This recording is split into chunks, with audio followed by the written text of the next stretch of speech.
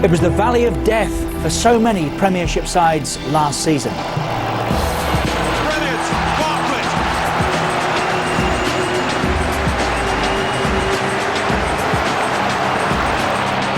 Johansson!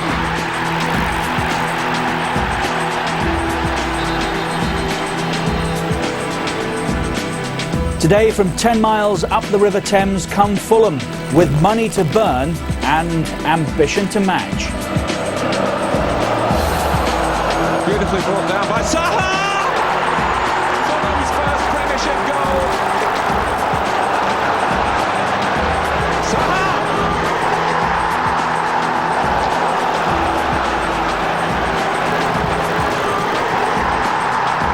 Fulham looking as though they're going to learn very quickly about life at the top. Well, it's 50 years, in fact, since these two last met in the top league. Since then, they've both suffered a fair bit of pain, but it's good to have Fulham back, spending money at the rate of more than £1 million a day in August. And as for Charlton, after a season of consolidation, they're spending money again, but on the stadium now. The far end beginning to take shape. The North Stand, some £9 million worth of work going on there. It'll take the capacity up to 26,000. When they do the South Stand at the other end, that'll be 34,000 at a ground, of course, they didn't play football in for the best part of 10 years. Harry Redknapp's back. It's a fairy tale story, isn't it? For both of them, really. Fantastic. I mean, Alan Kirby's done a great job at Charlton. And it's good to see this old ground. You know, it looked like, as you say, they were going out of business a few years ago, and they've got back into the Premier. Great season last year.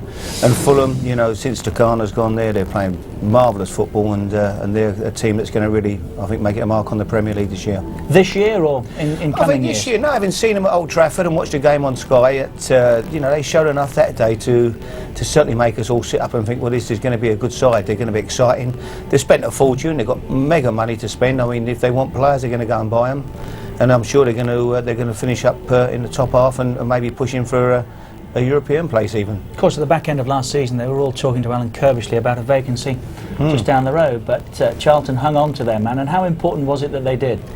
I think it was very important. I mean, Alan's done a great job here. Obviously, West Ham wanted him, and he was their first choice when I left. And I genuinely thought he would go to West Ham. I thought, well, he started his career there. You know, he knows everybody. He's from the area. But I think he'd been treated so well at Charlton. He saw great potential here. He's happy in the environment he works in, and I think he decided that it was a good place to stay and work. Talk about the top end of the Premiership. Liverpool beaten yesterday by Aston Villa. Now, I read a line somewhere over the weekend that John Gregory's in danger of getting it right at Aston Villa. That would appear to be the case. About 10 miles separating the two. 50 years since they last met in the top league. But they meet today live on a Super Sunday. And when we come back, we'll confirm all the team news.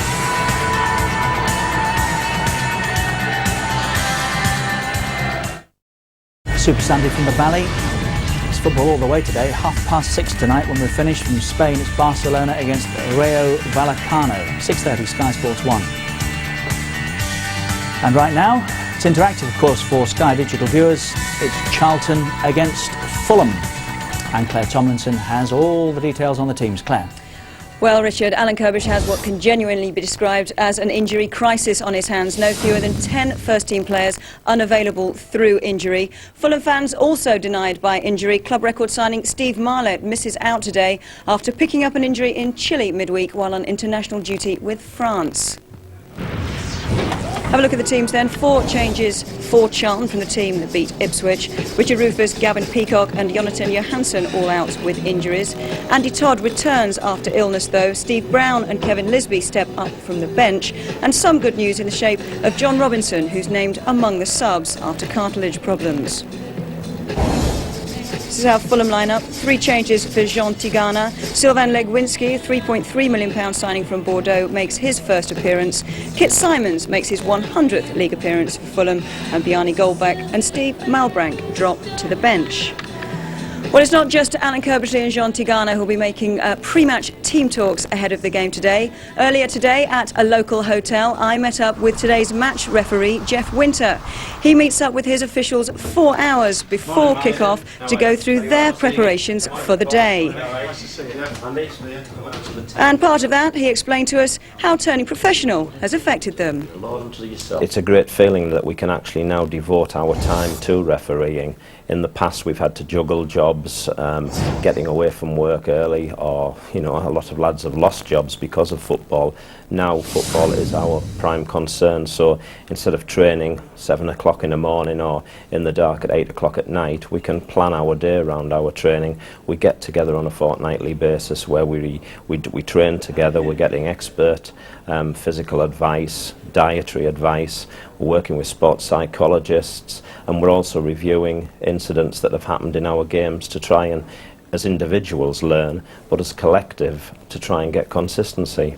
These fortnightly meetings that you have, do you discuss at those points specific incidents, or is it a general emphasis on decision making? We look at specific instances, if there have been decisions that we've perhaps been perceived as getting right or wrong, we can look at them from an angle, is our positioning correct?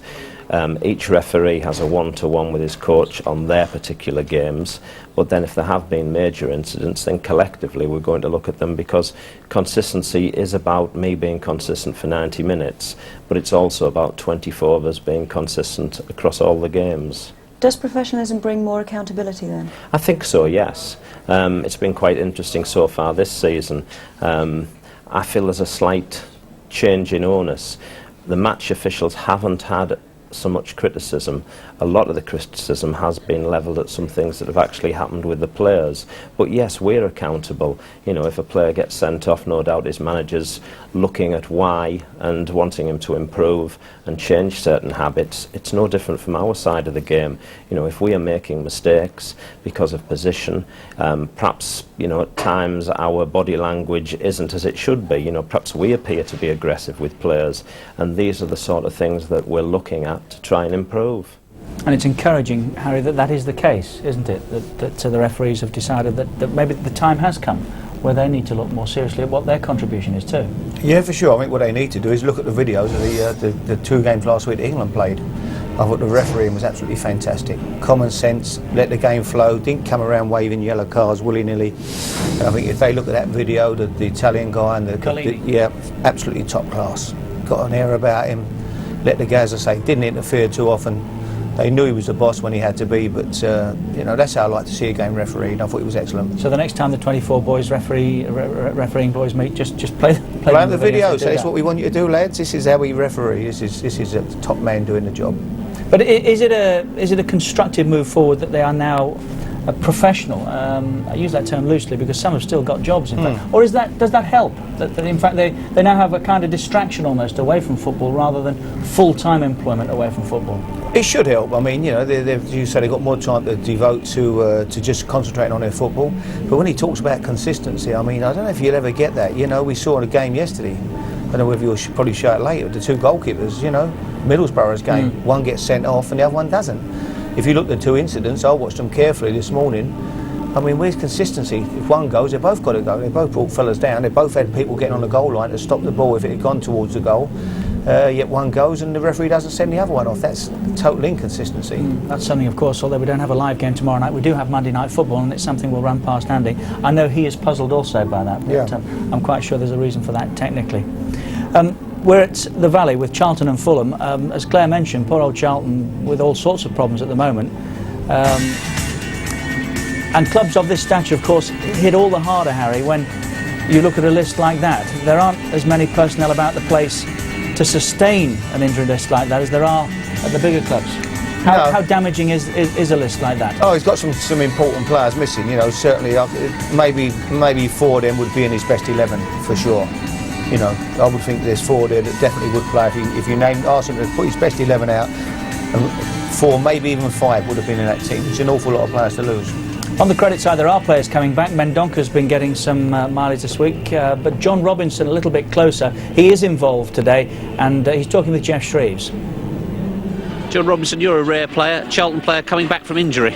Yeah, that's right. It's nice just to be back out on the training pitch and out here, really. Yeah, I've had a cartilage op and it's been now 4 or 5 weeks and I've had 90 minutes. So I'm glad that I'm involved. As you say, on the bench today, but how pleased are you it's this game in that you played against Fulham, in fact scored the win the last time these two teams met? Yeah, but I mean, that doesn't matter what game comes in, to be perfectly honest with you. I'm just pleased, as I say, to be out here, and hopefully it would be nice that we can get the result. It'd be lovely if I can come off the bench and do something again, but as long as we get the 3 points, I don't care how it goes. How much have these two teams changed since that day? God, amazing. Well, they've spent, I think, 21 million more than us over the last. I think they spent 31 million this year. So, and they've got their record signing, I think, possibly playing today. So, it's just to see how far they've gone and what the Premiership actually means when you get in there and how you're trying to get in there. But we've progressed, and I'm sure the way they've started. I mean, as I say, we've won 1 and lost 1, so it's not too bad for us either. It's early stages, but if we can get a win today, which the home form I think can do that with what we've done last year, then as I say, it'll be a good start and push us up just over top half. Well, we wish you well. Thank you very much. Do you think they can do what they did last year? It's going to be tougher, I think, for Charlton. You know, they had a great season, but you know, injuries are definitely going to affect them. I think, you know, and it's going to be a tough league this year. Which I think the top 4, you know, look different class, but I think it's going to be a real battle. There's 8 or 12, 10, 12 teams who could be involved in the relegation battle. Everyone said Bolton. They don't look like, you know, like they're going to have a real go. Well, everybody said Ipswich last year. Everybody said they were everybody's favourite to finish bottom. Yeah, look but I think Charlton will be okay. I don't think they'll do quite as well as last year, but I think they'll do okay. They've got good spirit here. It's throughout the club they do well. The reserves do well. They produce good kids. It's a good, well-run, well-organised club. I think they'll be okay. What makes it more difficult in the second? And in Derby's case, I remember Jim Smith saying they've been back 2 years, and he said this will be the test, the third, and it was, because they hovered about at the bottom end all season. What makes it more difficult when actually you'd have thought players had acclimatised, the club had got used to it, and it might get easier? Well, I think you have to keep improving. You've got to keep pace with everybody else. As they just said, Fulham have come up spending 26 million quid. Blackburn have come up this year, going to be strong. They've got money to spend. They've spent money. It's going to be a tough league, and if you don't progress and improve your squad, you stand still, you get bypassed. But I think Charlton will be okay. As I say, once Alan gets over this injury crisis, I think they'll certainly finish round about halfway, maybe just below, I would think, this year. They're not spending money like Fulham, mind you. Not too many clubs are, but they have spent. They brought Jason Euell here, a player who a lot looked at and wondered about. Charlton decided they would have a go. What attributes does he bring to the Valley? He scores goals, can play up front, can play in midfield. I'm not sure his best position, but I say he can certainly do the 2 jobs. And so lots of people looked at him, but no one quite took the chance. But you know, he's a strong lad, played in the under-21 side. Good attitude, good lad. I've met him on a few occasions, you know, and it would be a good signing for him. He's a handful, isn't he? Yeah, he's strong, as I say. He can play up front as well as playing. I don't know, looking at their team today, they'll probably play him in the middle of the park, I would imagine, but he can do both jobs. He's a good utility player to have. One that you ever looked at? Yeah, we did, we thought about Jason Euell. You know, he's another one of the old Wimbledon. They keep producing them, don't they, Wimbledon? They've moved on and done well, and he's another one that I'm sure will do well. What about Parker? I like Scott Parker, yeah. I think he's an excellent footballer. He's a kid who, we all remember him coming through making an advert as a 12-year-old, you know, and suddenly famous burger chain. And sometimes kids do that and they get a reputation of being a ball juggler or something because he could juggle the ball. But I think he's a terrific young player. I like him. I like Kinsella, who's injured at the moment. I think they're 2 outstanding midfield players. And, you know, this kid can certainly go on. I think he's got great ability. Well, funnily enough, you talk about him making a reputation for having silky skills. When we saw him last year, that was not something that came to mind. He was prepared to put his foot in, mix it up a little bit and get involved in there. Yeah, I was here last year. And there's not much of him, is there? No, he did the Newcastle game. I came to it last year, and no, he puts his foot in. He can do a lot. He's popping up and scoring. No, I think he's got a big future. It's very similar to Kinsella. I think Kinsella's an outstanding player as well. When them two are together, with Janssen, who likes to get forward, I think they've got good midfield players here. Luke Young, another one that well, Spurs were very disappointed to lose, weren't they? But Luke Young's come here for regular first-team football. How much will he learn by keep putting games back to back? Yeah, he needs to play, doesn't he, Young? You know, he wasn't going to get a regular spot there. And I know his brother well, who plays at Bournemouth, and he's a very decent player. He's been unlucky his brother's had a knee injury, but this kid's a good young player. Again, play right back, play centre half, can do a few positions, and he's still only a boy. I mean, he's learning the game. He's again got in the under-21 side last year, a few caps. a typical Charlton player. They can't, no disrespect to the boy, they can't afford to go and pay 7, 8, 9, 10 million pound for players like Fulham. So Alan has to go and pick up a few bargains and pay his 3 or 4 million pound. I mean, that's a bargain in today's market. That's the game where the game's how the game has changed. 3 million's a bargain, is it? Yeah, but for 2 million, if they do their boots up right, you know, if they can tie their boots up, it's about 2 million there. If they can kick the ball straight, then you're into maybe 3 million. So, you know, Alan hasn't spent a fortune, that's for sure.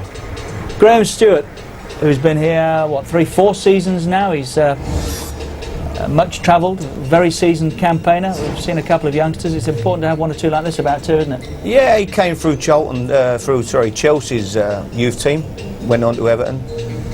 He can score goals from midfield. I like him. He can play wide right and play in the middle of the park. And you know, as I say, whoever they put in the side at Charlton, they've got good spirit about them. They all want to get on and do the job, and they all work hard, and they're all honest lads, and they give good performances. It's funny, it's a word I keep hearing in connection with Bolton as well at the moment. Yeah. Spirit.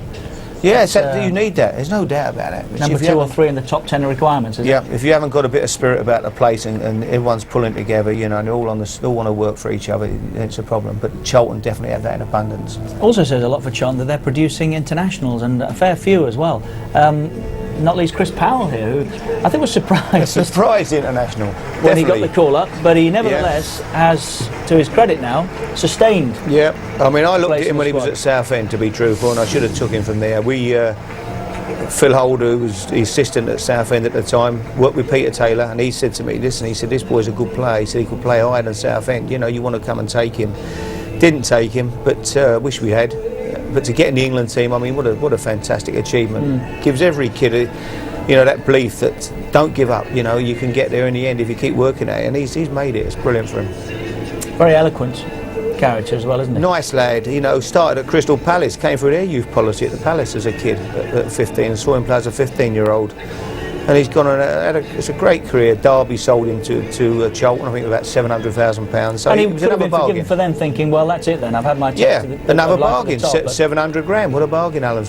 You know, that's the way Alan's worked since he's been here. And here he is, Alan Kiely, with Claire Tomlinson. Alan, it's an injury crisis for you. How hard has it actually been to put 11 players out on the pitch? Well, we've got injuries. I wouldn't say it's a crisis. We've got a side going out there today.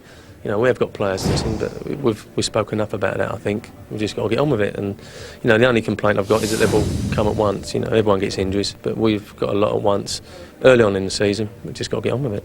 The situation hasn't mean you've had to change the shape of the team?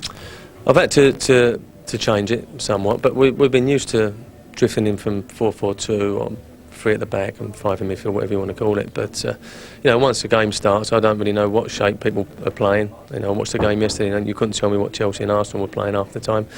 It all depends who keeps the ball long enough. And when we played Everton here, we didn't keep it long enough. It's a little bit better at Ipswich. We worked a lot harder, so hopefully we can improve on that. Do you know why they've all come at once? Is it just bad luck? We had a couple of operations at the end of the season, which were planned, but you know, cruciates and them sort of injuries you can't do anything about. And you know, since we played Ipswich last week, I've lost Richard Rufus, Gavin Peacock, who I brought in, and now Jonathan Johansson. And no, if it was all muscle tears and pulls and strains, then perhaps you can look at the training. But these have all been major injuries, and nothing you can do anything about, really. So can you see it easing in the short term? Well, I'd expect that we'd have, we've got John Robinson on the bench today, who ain't quite right, but he's on the bench, and Mark Kinsella could be a couple of weeks, and I think Klaus Jensen could be 3 to 4 weeks. They're the only ones that perhaps look like they're going to be back.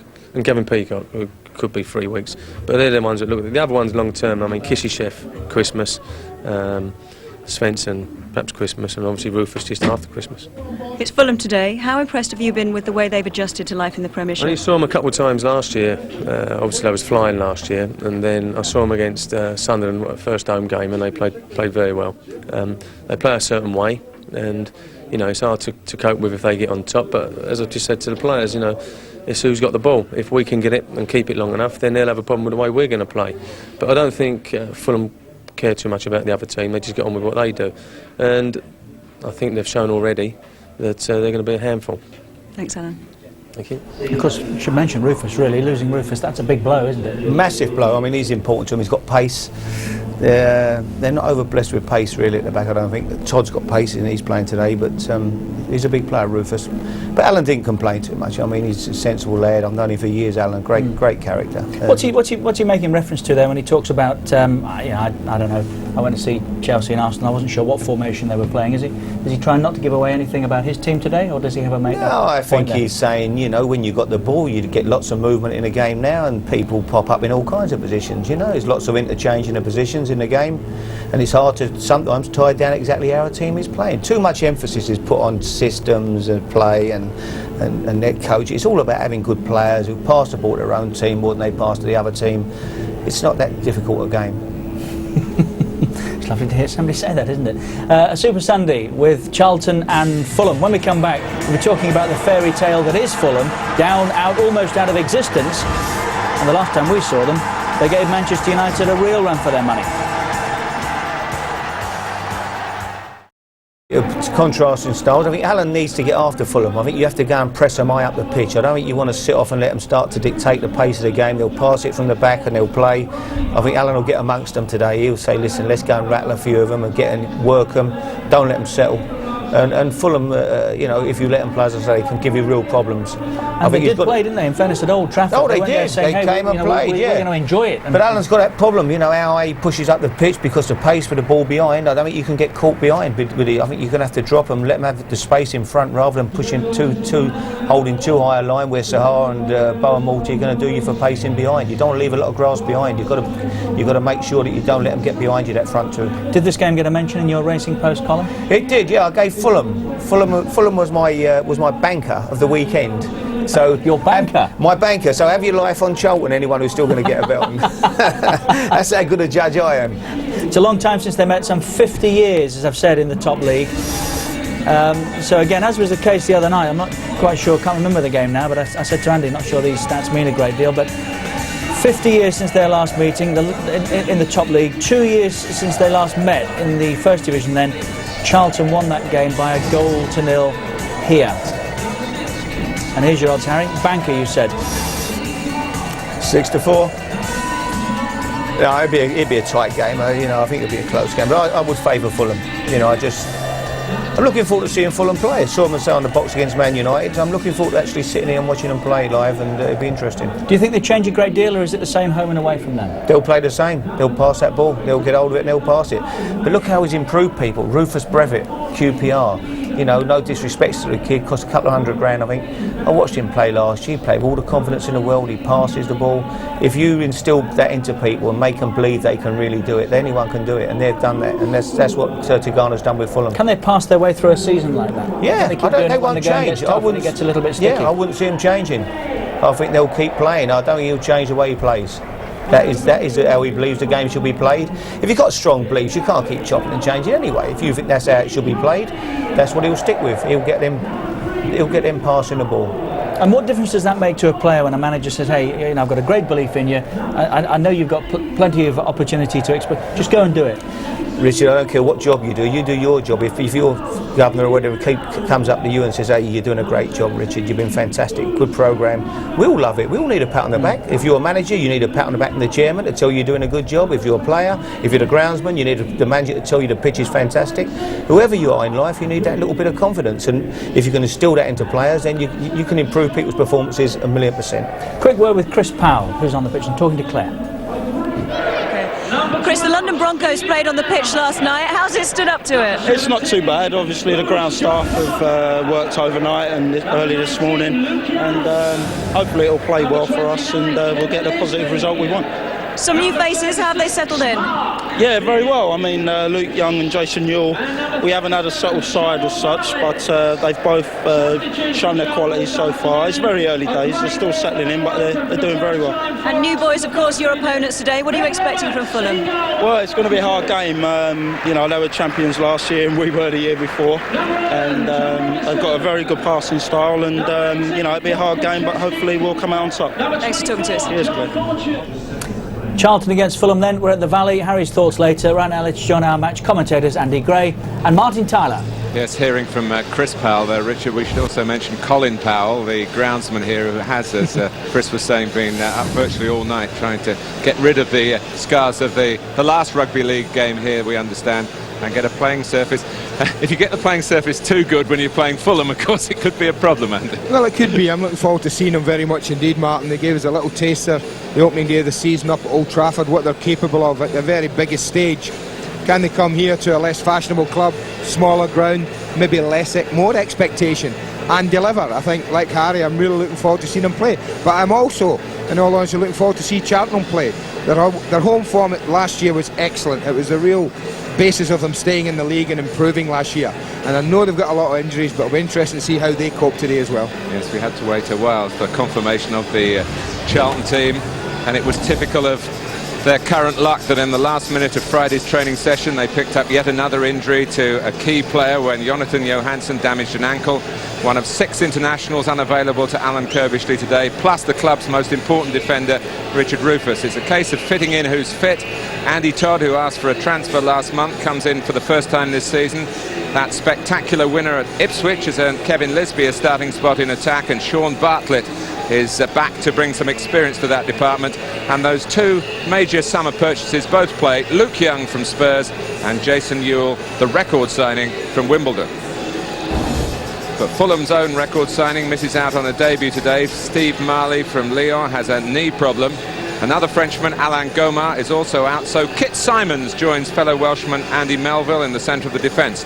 Plenty of competition, though, for places in midfield, with Lee Clark fit again and Sylvain Legwinski, yet another recent recruit available, and both start, which means that Steve Malbranque and Goldbaeck step down, and so too does Barry Hayles, who's had a tiring international trip with Jamaica. Luis Boa-Morte back from suspension and back straight into the side. Well, when we look at these, we'll see 2 different systems today. I do think Charlton would like to play a back 4, but because of injuries they're not going to. We're going to see a 3 at the back with Fish, with Brown and with Andy Todd in the back. And as Harry Redknapp says, those 3 have got to be very, very careful that they don't get done in behind them. Lots of pace to cope with, so I think they'll keep a pretty steady line, a pretty sensible line up the pitch. Now, where might they get some room if they go against Fulham? It might be in these areas where we're going to see Luke Young play right-sided wing-back and Chris Powell playing at the left, and it may be that that's the sort of area with Fulham playing narrow in midfield, Martin, that they can get these boys high up the pitch. They'll be certainly looking to do that, get these 2 as high up the pitch as they can, get them on the ball and try and get them delivering, and if they can do that, then that might be a bonus for them. In central midfield, Scott Parker, who impressed let me put him in.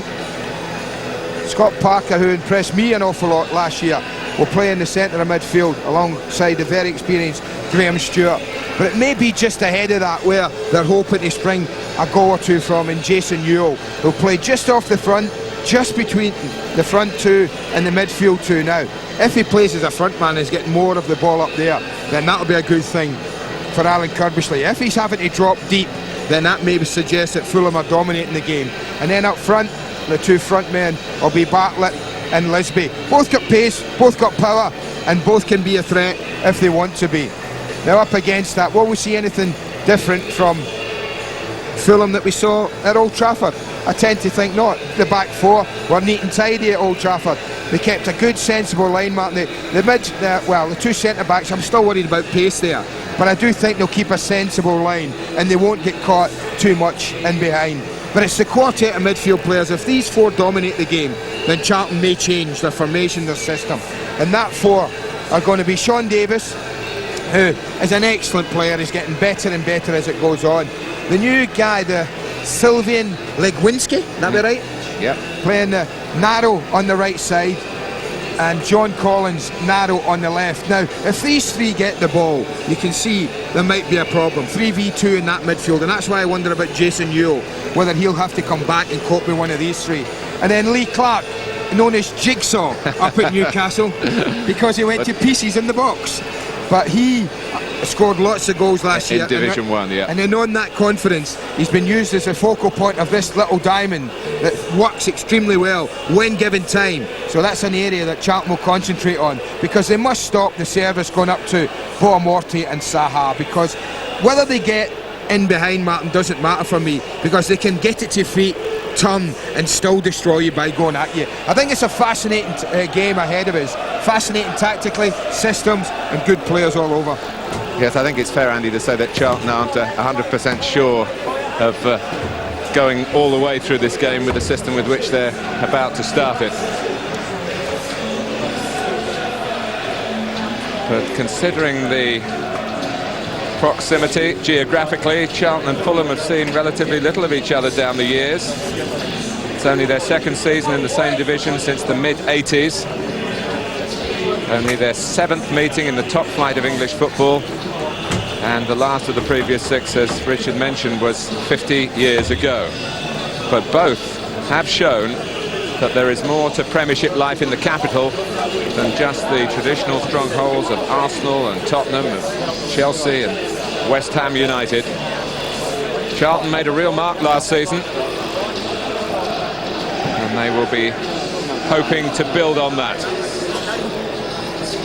Fulham, well, of course, still finding out about the Premiership, but they're doing it with style and with ample ambition. There's quite a contrast in the approaches of the club, really. Charlton, a model of careful accounting. Fulham brimming with new money, but Jean Tigana spending it wisely. Accumulation coming from their speculation.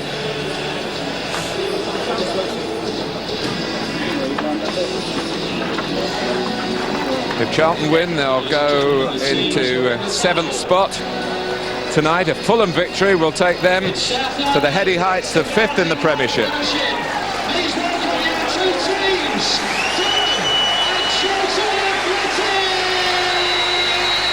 Well, our focus today is on a different derby in London. Charlton Athletic against Fulham. And it's coming up right after the break. Live Barclaycard Premiership football from Sky Sports on a Super Sunday. We're at the Valley. It's interactive, of course, for Sky digital viewers on Sky Sports Extra. Choose your own camera angle. You'd have seen Robbie Fowler score like that for England the other night, had you done. There's fan zone there as well. Representing Charlton today, Martin Adkins and Steve Best is our Fulham representative. That's for Sky digital viewers on Sky Sports Extra. For the rest of us, here on Sky Sports 1, it's Andy Gray and Martin Tyler. Well, tributes continue to pour in for Brian Moore, who died last weekend. And Charlton about to show their respects today with a minute's silence at the Valley. For a minute's silence in memory of the late Brian Moore. Thank you.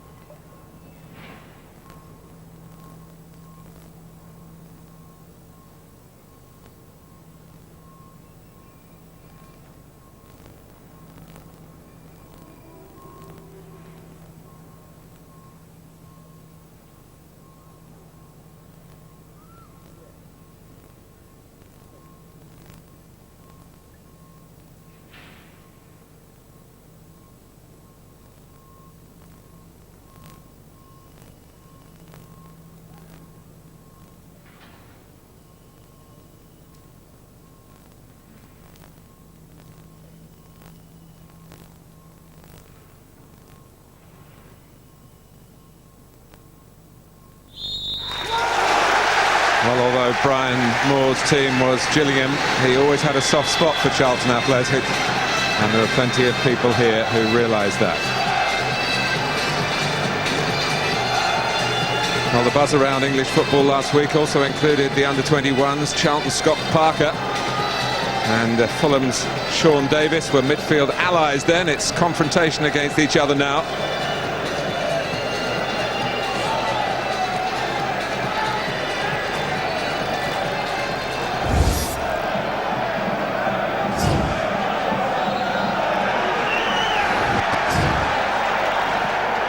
Well, a gusty wind around the Valley. The pitch nurtured through the night after the London Broncos played their final game here out of Rugby League. You can still see some of the markings. So all sorts of reasons for getting the ball down and passing it, and that may well be a feature of how this game shapes up. Certainly it's the Fulham philosophy, and Charlton don't usually lag behind in that respect. Here's Graham Stuart. I'd say it's been a blistering start. An understatement. They're both flowing out the traps. Luke Young, who is a versatile acquisition. A chance to play regularly, although he had plenty of games for Tottenham, over 70 in the end. He and Jason Euell wearing 9, representing a new element to Charlton this season. And it is Luke Young who presses Rufus Brevett all the way back to conceding a corner, which Graham Stuart is in a hurry to spot up. Steve Brown's gone towards the near post. Fish and Bartlett making their moves. Comes out to Young. Chance for Fulham to break here. With Morte, who scored plenty of goals last season, but picked up plenty of disciplinary problems as well, which is why he was banned in the first 3 games of Fulham's rise to the Premiership, or first 3 involvements in the Premiership, I should say. Powell. Good work, typical work from Davis. He's always available, Martin, off the back 4. John Davis always looking to take it off any of his back men that want it. Stuart. I think Symons and Andy Melville have played plenty of times together, of course, before. Not just for Fulham, but for Wales. Including last weekend, but Melville picked up a yellow card and a ban from the midweek international in Norway, where Symons got another cut. Melville again. It's a bit risky over Kevin Lisbie, but Brevett able to collect. Symons. Melville. Saha looking for a ball over the top. You can expect Charlton to try and defend deep.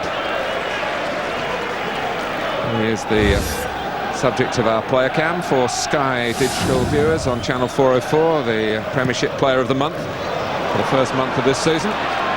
Euell.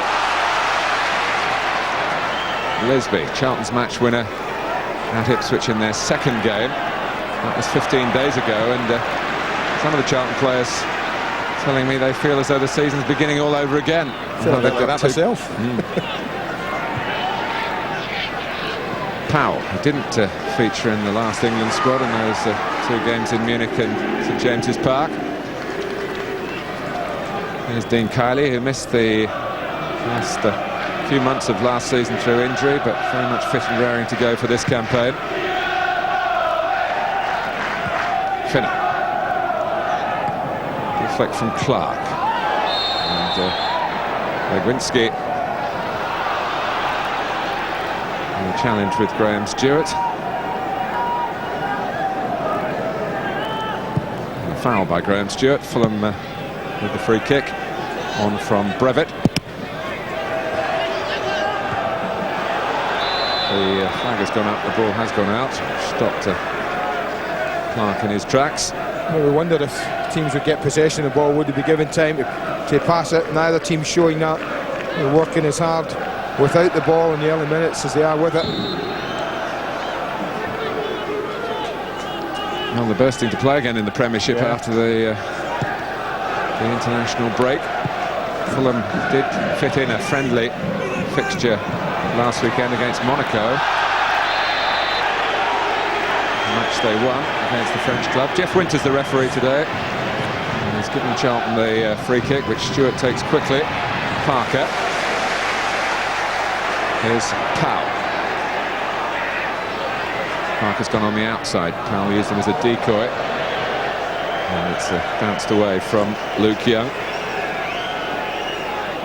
So counting that friendly, Fulham have had 4 matches this season, Charlton only 2. They lost here to Everton on the opening day, and then that, I suppose, damage repaired by a very good win at Ipswich. And not too many teams had successes last season.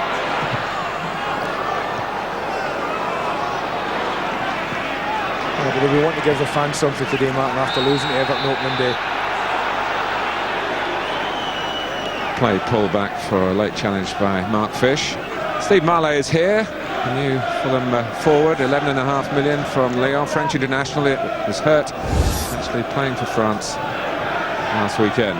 So the debut on hold. They do mean business, don't they? Two big signings since we saw them give a good account of themselves at Old Trafford. Another player, Legwinski, is playing today. This is Morte. Fish. He had very good peripheral vision then to pick the right route out of trouble. Bartlett, the other South African here at the Valley. And now the captain of South Africa, and he might get the ball here. It was for Van der Sar, it was a very poor kick. He's normally admirable with his footwork. Under-hit the pass. Parker.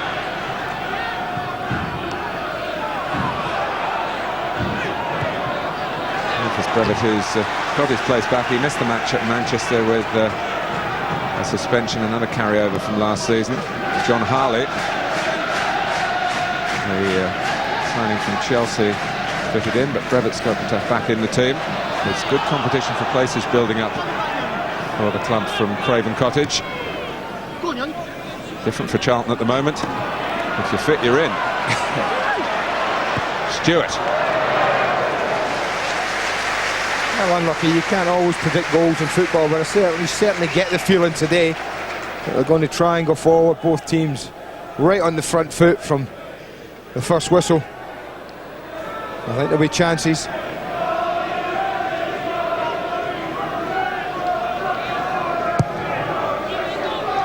With Young and Powell, Charlton have certainly got 5 defenders if they need them, but I'd expect those two also to make it 5 in midfield.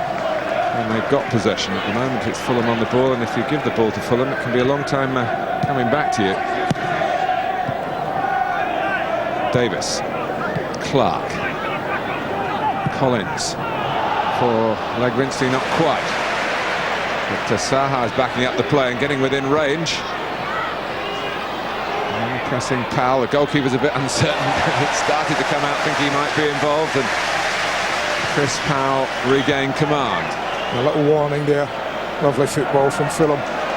Beautiful passing, beautiful rotation from the players, midfield players and front players. It was very pleasing on the eye. They just about got away with it, Charlton. Melville.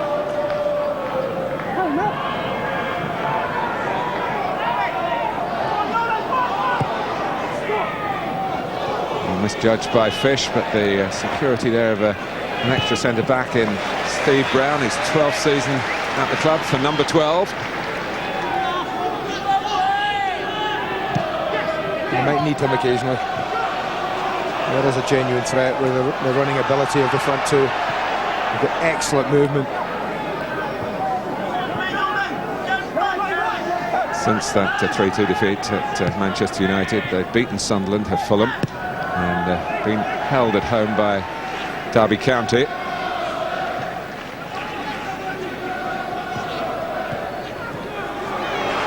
It's purposeful work from Stuart.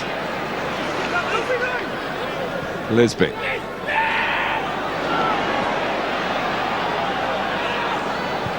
Parker. Maybe Todd coming forward. And Chris Powell likewise. 4 in the centre for Charlton. Well, it was a side of goal, and Bartlett's usually very dangerous in the air. Maybe just a little bit behind him, Andy. I think he's better than that, Martin. I think this is a genuine chance for him. He's excellent at climbing and meeting the ball. It's a perfect cross. He does have to stoop a little, but he gets it down, he hits the target. He really does test Van der Sar. That's the area I talked about. If you're playing system that Charlton are playing, they'll be looking for Chris Powell and Luke Young in particular to do that, Martin. And if they can switch it, as Todd did wonderfully, in one pass, then there's a fair chance that we'll get the boys in there.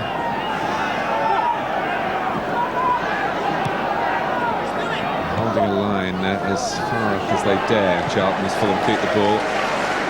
And I think as long as they give themselves a couple of yards, Mark, and that means they drop, when the ball's been played like that, they give themselves a couple of yards, like Fish did then, takes his position early, then the insurance is there. But he didn't deal with it decisively, and on the say-so of Fronter's assistant, the free kick has been given. Maybe the referee was of the same mind, but certainly the flag went up as well. I like front men to do that, Martin, that don't allow defenders to get the ball out cheaply. They're real nuisances, both of them. Not only the threat when they have the ball and attacking, but they nibble away at centre-backs when they're closing them down as well. Morte. Collins. And shift the ball to be able to get a cross, and it comes off the head of Powell. It comes to Saha, the right man. Fulham would feel their supporters maybe with a goal roar forming in their throats then. Charlton reacted quickly. Great header that, you know. Fantastic header. He says, well, he's looking around quizzically. All he needed was a runner off him.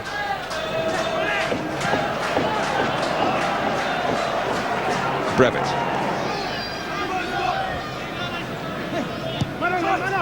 Clark.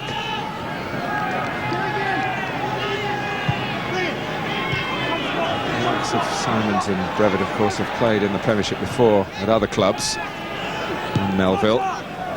Davis, it's a new experience. Collins, of course, was at Everton. It's new for Finnan as well, who played a big part in that winning goal for the Republic of Ireland. It meant so much against Holland. You know what's good about Tigana's philosophy as well, Mark? He's quite prepared to accept his players making mistakes in dangerous areas defensively, if it's for the benefit of doing the things he wants, passing it about. Like that. You know, he's happy for them to try that, and if they lose it, you know, that's part of the education system that he's putting them through. Finnan. Morte. Saha trying to get round the outside of Todd initially. Did enough, Andy Todd, to stop the Frenchman taking a direct route. Brevett's cross. Morte. Saha. He's mishit it extravagantly. Well, I have to say, Martin, yet again, that's wonderful controlled football. You talk about dominating possession and dictating play. Well, this was a fantastic example of that. They were very patient. They went from right to left until they eventually found a little bit of space, and well, it's rather a choke shot in the end from Saha. But it must have been 15-20 passes put ahead of that. And Alan Curbishley touched on it before the game, is that the team that is dominating possession, and it leads to one of the other teams making a change, and at the moment it's Fulham that are doing that. And we'll wait and see whether Alan will, even this early on, decide to change it, Martin, if this doesn't change. Possession, I mean. Davis. Clark. Fulham calling the tune so far at Charlton. Finnan. Morte on his weaker side. Oh, and it's a bit of weak play by Lisbie, having to come back and help defending, and a forward being a bit of a nuisance in his own penalty area to his own team. But they can get it away now. But, the pass was aimed at Lisbie, the ball didn't carry to him, and then Bartlett with the help of the referee. No time for Stuart to dwell. Fantastic. It's a voracious appetite for the football that Fulham are showing at the moment. It's great. I mean, you look at it, such a pressure under. You talked about it. Lisbie back on the edge of his own 18-yard box. Jason Euell back on the edge of his own 18-yard box. Not quite what Alan Curbishley had in mind, Martin. But nothing they can do about it at the moment because they can't disrupt the possession. Talking to his assistant Keith Peacock there, the Charlton manager, and they know they've got a problem. It's something they anticipated, but maybe not quite to the extent of the possession statistics that we've shown you already. I don't think that. I mean, I don't think they'll be overly worried. I don't think they'll do anything too quickly. They'll give the players on shore a chance to influence the game when they have the ball. And there at least is Luke Young well forward. That's the point you were making, Andy. The wing-backs have to try and drive on. It's only produced a goal kick this time, but at least it's got Fulham starting from very deep. Symons, Alain Goma, who played well at Manchester United, now injured, remember. Clark is back today.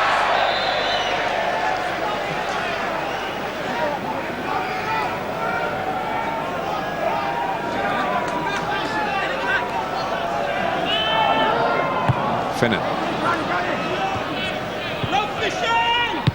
Fish. Stuart, but he was under challenge. What we shouldn't forget, Andy, it's not just technique that Fulham are exhibiting here. They've got the fitness to make the angles, pass and move. Well, most of the players at this time of the year, Mark, in the Premiership are pretty much up to speed. Maximum fitness, maximum strength out there. I just wonder again, though, they've had these 4 games, counting the Monaco match.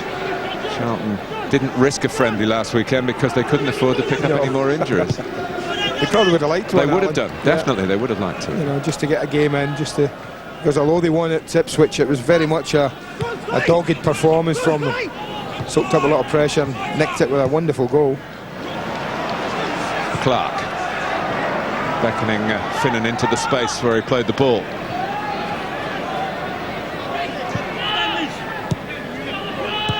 Legwinski. And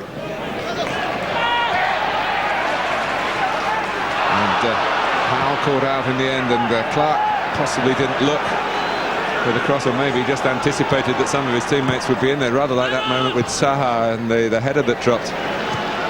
That has let Charlton off the hook a couple of times. Finnan.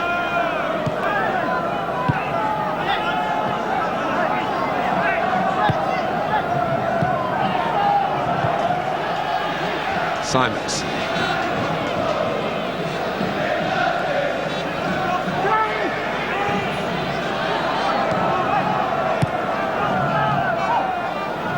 Charlton continue to have to do their work primarily without the ball. Got on it here at a free kick. We should talk about some of the major influences that they are missing. Their player of the year, Richard Rufus, he'll be out for a while. The captain, Mark Kinsella. The classiest midfield player, Klaus Jensen. Last season's top scorer, Jonathan Johansson. Powerful Swedish forward, Mats Svensson. Kishishev, international calibre man in midfield as well. But they've got Jason Euell, and he is the subject of our player cam. If you're watching on Sky Digital, remember, with the interactive facilities, channel 404. Well, they'd like to be going forward, Jason Euell, Martin. I know that for a fact, but certainly going forward is Saha. Can he reach it first? He does, but it's wide. And in any case, I think Brown would have got it off the line. But what has Jeff Winter made of it all? Well, he's given a goal kick, I think. And I tell you, there must have been a question. The referees had to make a decision here. This is what, look at Saha. He gives 5 yards and still makes it up. This is drive, this is desire. And as he takes it over the goalkeeper, I think that's dangerous. I think that's a boot right in his chest, Martin. And I think the goalkeeper gets away with this. He almost halves him in two. He's late. Look at that. I mean, goodness me. I think that's an awful challenge. I don't think he's got it right there. Well, certainly the ball has been placed for a goal kick. You know, he comes out with his arms and he goes for it, fair enough, Martin, but you look how late he is. Saha's got it over him. Then the challenge comes in. Oh, fair dear.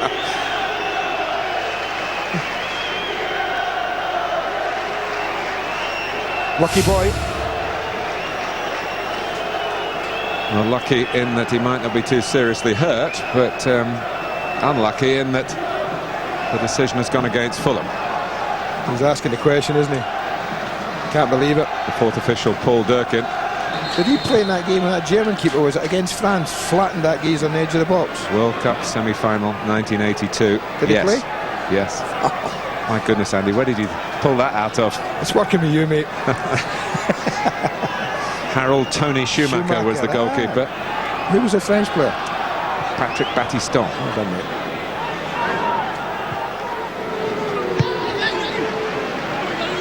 Sometimes it's easy to remember things 20 years ago than what happened 20 minutes ago.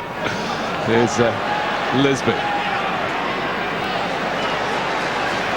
That must be a Fulham throw. I thought he played it off Lisbie there. There's Kevin Lisbie. That goal could be the making of him. He's been here a while. He's been in and out of the side, but what has let him down has been his finishing, or lack of it. But it was a stunner at Portman Road. He's certainly got something about him, pace and drive. He's filled out a bit. He's in his early 20s now. Stuart carried out off him by Brevett.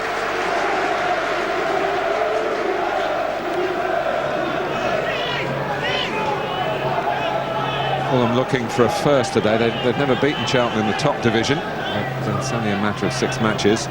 Played between 1949 and 1952, and Louis Saha is ready to try and make that happen, having spent a couple of minutes getting some treatment.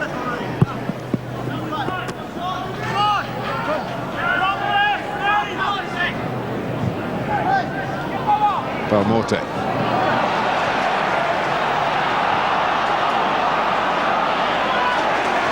It's been a struggle for Charlton. The best thing that they can say, with almost half of the first half gone, is that it's 0-0.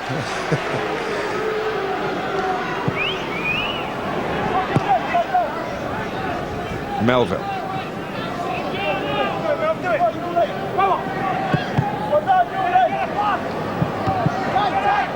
Finnan. Happy just to tack it around, play their angles, Fulham.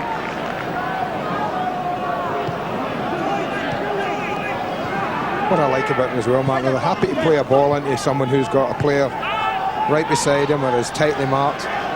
It's very much a continental thing that we tend to be a little reluctant in Britain to play a ball to a player who's tightly marked, but like that, they're happy to stick it right into even midfield players who are tightly marked, confident in the fact that their teammate will deal with it and give them it back, and that does make an awful difference. Gives you far more options. Well, Luke Young had actually knocked the ball so far ahead he wasn't going to collect it, but Rufus Brevett, not knowing that, did connect with the player who's come here to Charlton from Tottenham.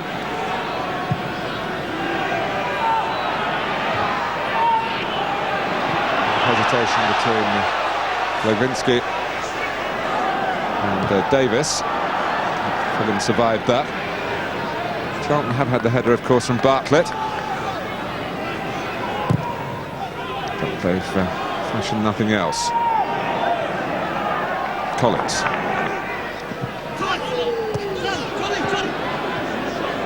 Saha.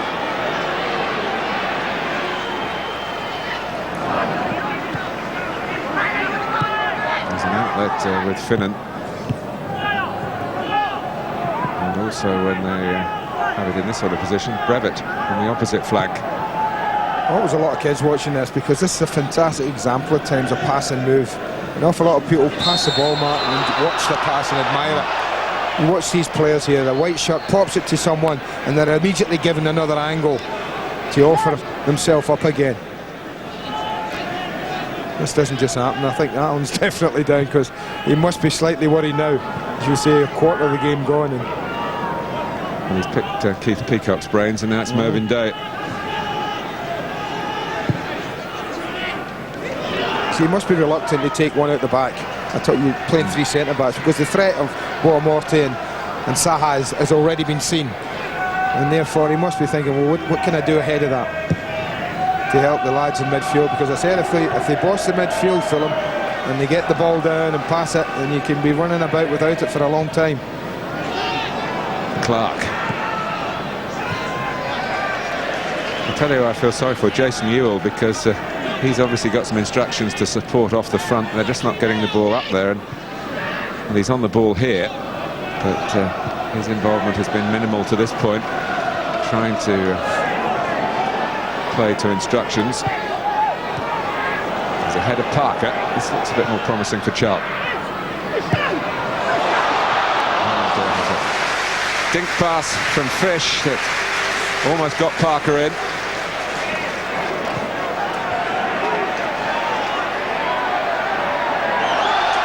Well, it's good to see from the Charlton perspective Mark Fish so far forward in that attack.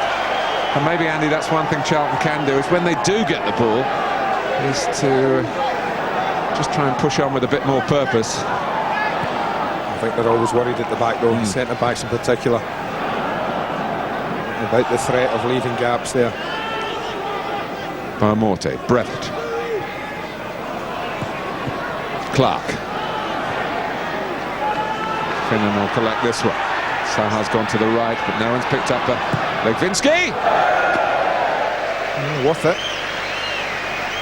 I feel for Graham Stuart as well. You talked about Jason Euell, but you feel for Stuart and you feel for Scott Parker in particular, Martin, the two lads who would normally want to be going forward. I can't remember, and there's so little to say about Scott Parker in a game, apart from that last through run he made. He spent half an hour almost chasing shadows at times. And a change has been made, and it's Luke Young's coming over to the left-hand side. They're going to go into a back four, it looks. Chris Powell at left back. They just need an extra body in there, and that's the way that they've worked it. That's Brown to right back. Yeah, they're playing Lisbie right side, Martin. Right of four, Parker, Stuart, and Luke Young. And push Jason Euell up front with Bartlett. So just trying to get another body into that midfield area. So that's a moral victory for Fulham. But it's an old saying of yours, Andy, that when you are on top, you do need to score. And they haven't as yet. Davis. I mean, for all the possession, the one thing that's probably disappointed Jean Tigana is the amount of strikes that they've actually had on goal, or at goal.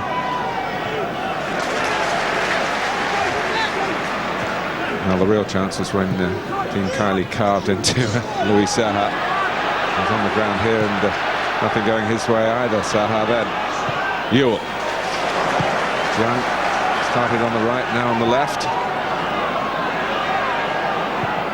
Fish. Bartlett.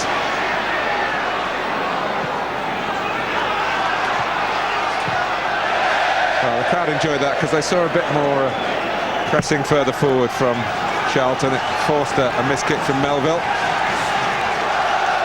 And there have been very few miss kicks from Fulham to this point.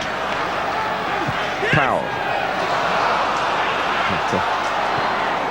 Davis and Collins. And work it forward for Fulham. Saha. Oh, that must be a free kick.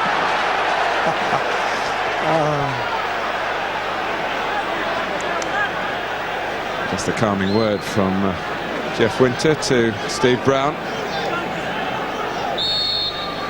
The red card count, of course, rose in the Premiership yesterday. Jeff Winter will be hoping for an easier ride in front of the cameras than he had at Highbury recently, that Leeds United game.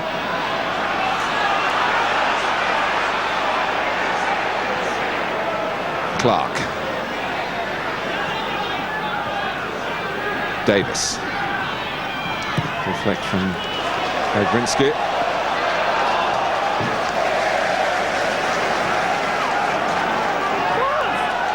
Legwinski was signed from Bordeaux, but he won the championship with Monaco. That's the strong connection, of course, with Jean Tigana, who was the manager of that successful team.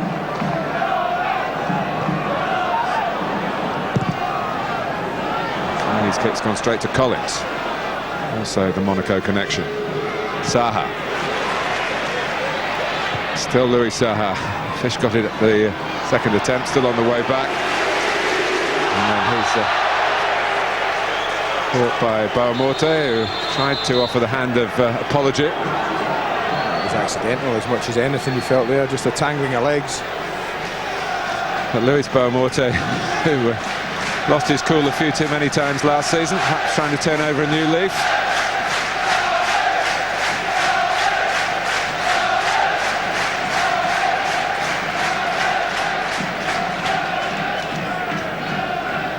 Sylvain Legwinski has asked the commentator to emphasise the G in his name, but it hasn't stopped the wits in the Fulham dressing room christening him Monica.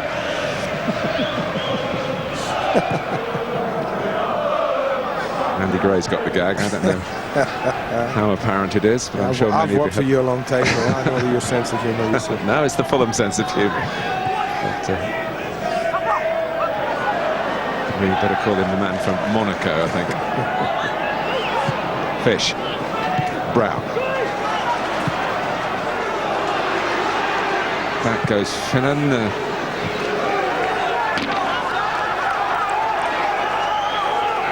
Well, the first third of the game has belonged to Fulham in every respect except the scoreline, which remains level. Stuart. Bartlett sat up for Stuart, who hasn't scored a goal in the year 2001 and is well aware of that fact, and wants to end a barren run. He's regularly picked up goals from midfield throughout his career. Clark. Legwinski.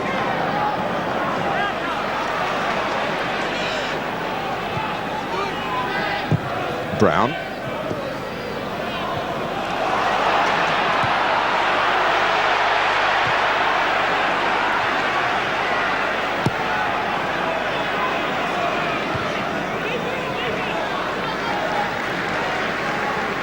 No World Cup for Edwin van der Sar.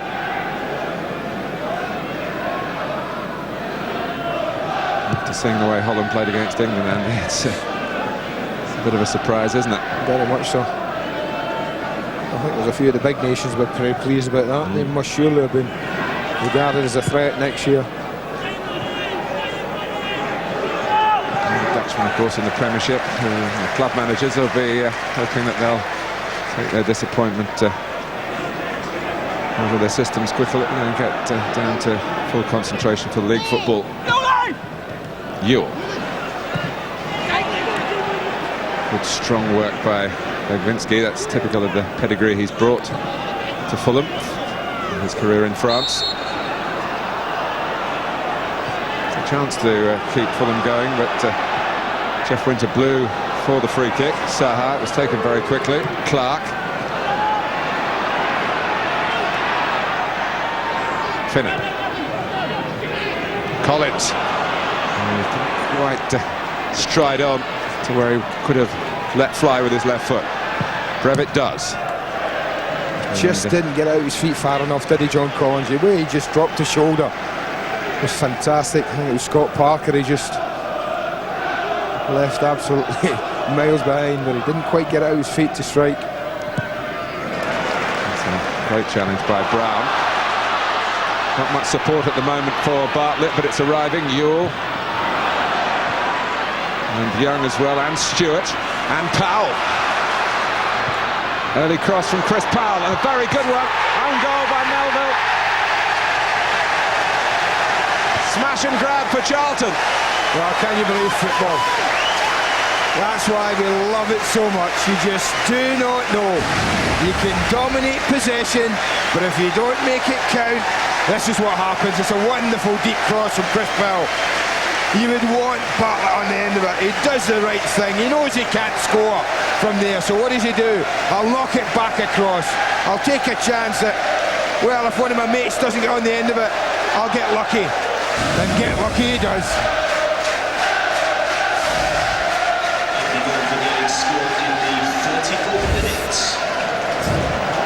And Charlton take it any which way in the context of this contest, which has been rather down a one-way street up to that point.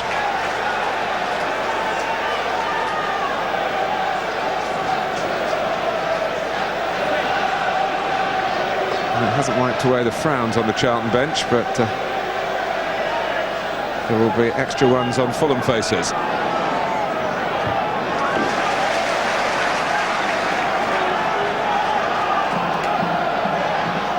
Reward really for Charlton getting numbers forward on that break and offering several avenues of approach, and a splendid ball from Powell from the left-hand side.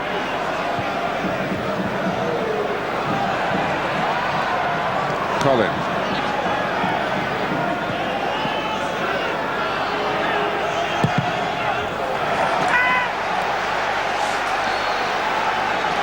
10 minutes to go to half-time.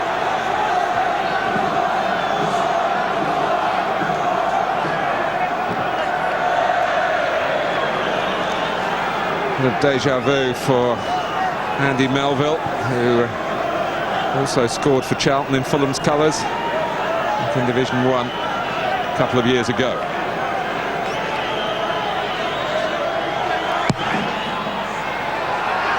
Symons.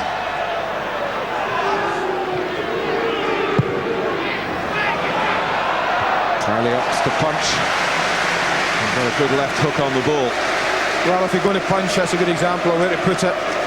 Wasn't any danger wide there.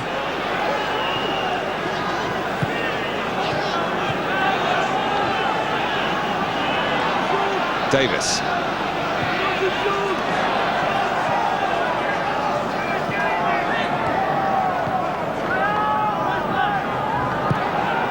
Here's Brevett, play switch by Sean Davis.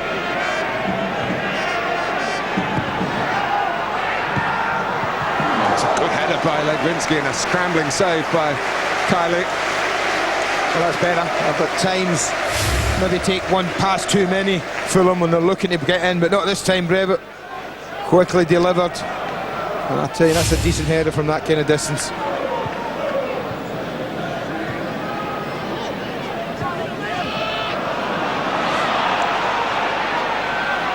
Legwinski, he's through himself. Is this the equaliser for Fulham? Kiely. Well, he made the first save, but the follow-up from Morte did the trick for Fulham. It's 1-1. Well, such is the pace, honestly, Martin. And that's all it is. I think Saha, who nicks the ball, when maybe another player wouldn't have done. He'll lose it here, but watch this. Saha explodes there, and in fact, it was Morte who won it, and such was the pace. And this is not an easy chance. Dropping at him, he has to take it on the volley. There's a host of red shirts to get it past. Somehow he finds a way through. You have to say it's no more than they've deserved for the performance this half. They took the lead, Charlton, but they just haven't held it long enough. And it was Morte who pinched the ball back and got his reward for following up. And Kiely might have thought he'd cleared the danger with his second save in succession from Legwinski. Davis.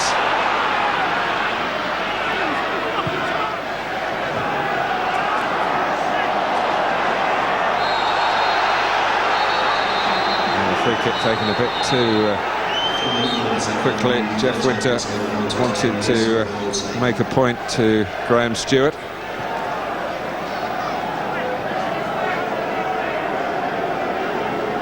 It's been just calming words from referee Winter. It's good to see. Let's hope it stays like that, yeah. Maybe they've learned a thing or two from watching the last couple of England games. You're impressed with the Italian and Spanish styles? As everyone who I've talked to, Martin, was. Everybody who's been around with our guests, they were all enthused about how well they had done. I think so were the players who actually took part in the game. Melville will be feeling distinctly better now that Fulham are back on level terms. Well, there's a Monday Night Football special for you on Sky Sports 1 tomorrow, 7:30, with a complete analysis of the Premiership action over the weekend and a special event, Sky Sports Extra. UEFA Cup, first round, first leg, Chelsea against Levski Sofia, the champions of Bulgaria. It won't be easy for Javier Ranieri's men.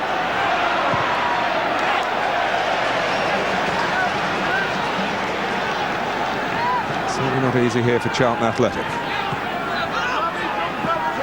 Mitigating circumstances for them. We shouldn't forget the casualty list. Alan Kirbishley properly playing it down at the start, but it's undoubtedly a handicap as he knows only too well. Well, I think Brown will be booked here, and so he should be. He made a callous hack at Morte, who'd skipped past one and then took Brown on, and before that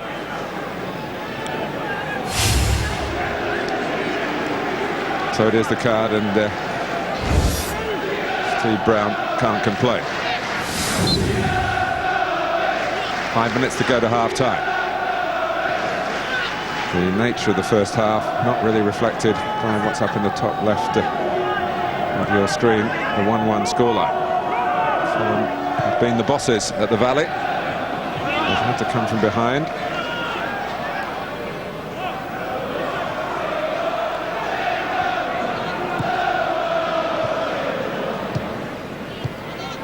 Parker. There's no way he can turn back, no space to turn back into, because Saha. That's again good work by Morte, and if Saha had shown the finishing skills that we saw from him at Old Trafford, Fulham would be home and hosed, I think, at the moment. This is great, Ryan. I have to say, it's great play. He waits. Look at the pace of Saha. That gives him the chance. Blistering pace. He scuffed a couple today. That's another one. But he doesn't get disappointed, the lad. He'll keep going in, he'll put himself in situations to miss, and you can't do more than that if you're a front man.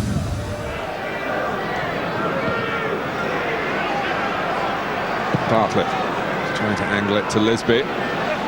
Brown's got to be careful, having just been booked. Had he not received the yellow card, he might have taken a chance and challenged Collins for that one.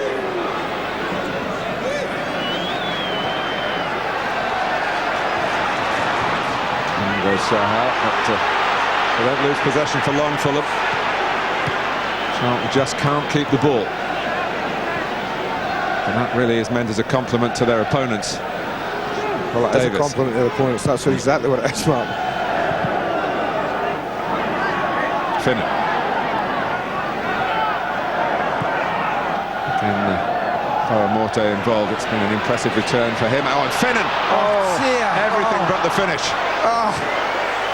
As a neutral, I tell you what, I know Alan might not like me saying it, but how you wish they'd put a finish to some of this wonderful flowing football. It was absolutely brilliant again, ripped him apart, did the hard bit, but having gotten out of his feet, he rather rushed the shot.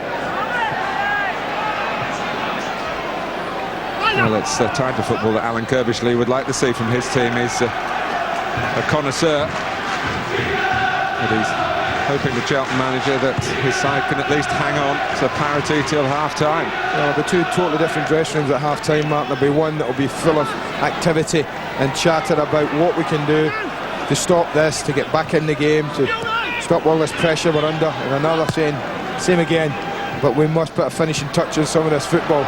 Look at this, that's Clark to Saha.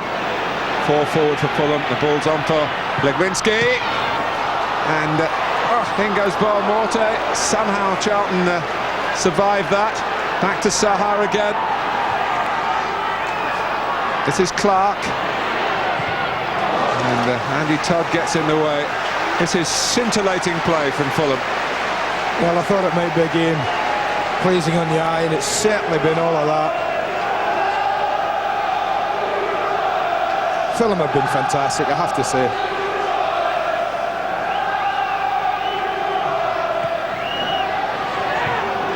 It's Euell who heads away.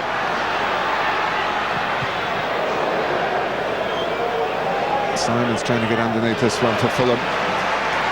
Marked by Bartlett. Finnan.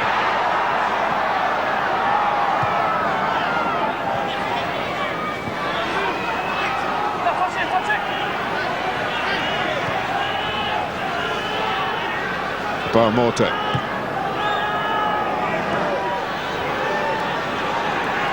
Brevett. Symons has stayed forward, and Bartlett, fortunately for Charlton, has stayed back. All hands to the pump for the home side.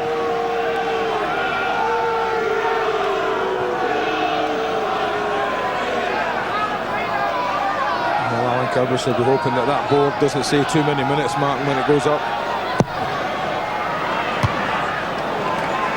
Headed out by Fish. Back to the corner taker, Morte. Sees it back again, Morte can let fly if they'd connected cleanly with their shooting. Well, Fulham would have really been in pole position here. It's been a long time since I've seen two front men win as much of the ball back tackling and getting possession high up the pitch. Been a fantastic example of that. Well, of course, there's a real competition for places now. Morte's offside. Barry Hayles left out today because he's been away with Jamaica, trips to Mexico and Honduras. feeling in the Fulham camp that might have taken its toll. Steve Marley is waiting to come into the reckoning. So even Louis Saha might not be sure of his place.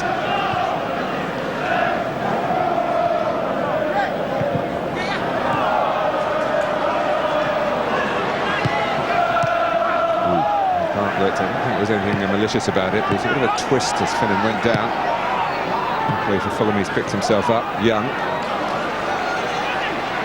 Powell going down the outside. And he produced one really telling cross.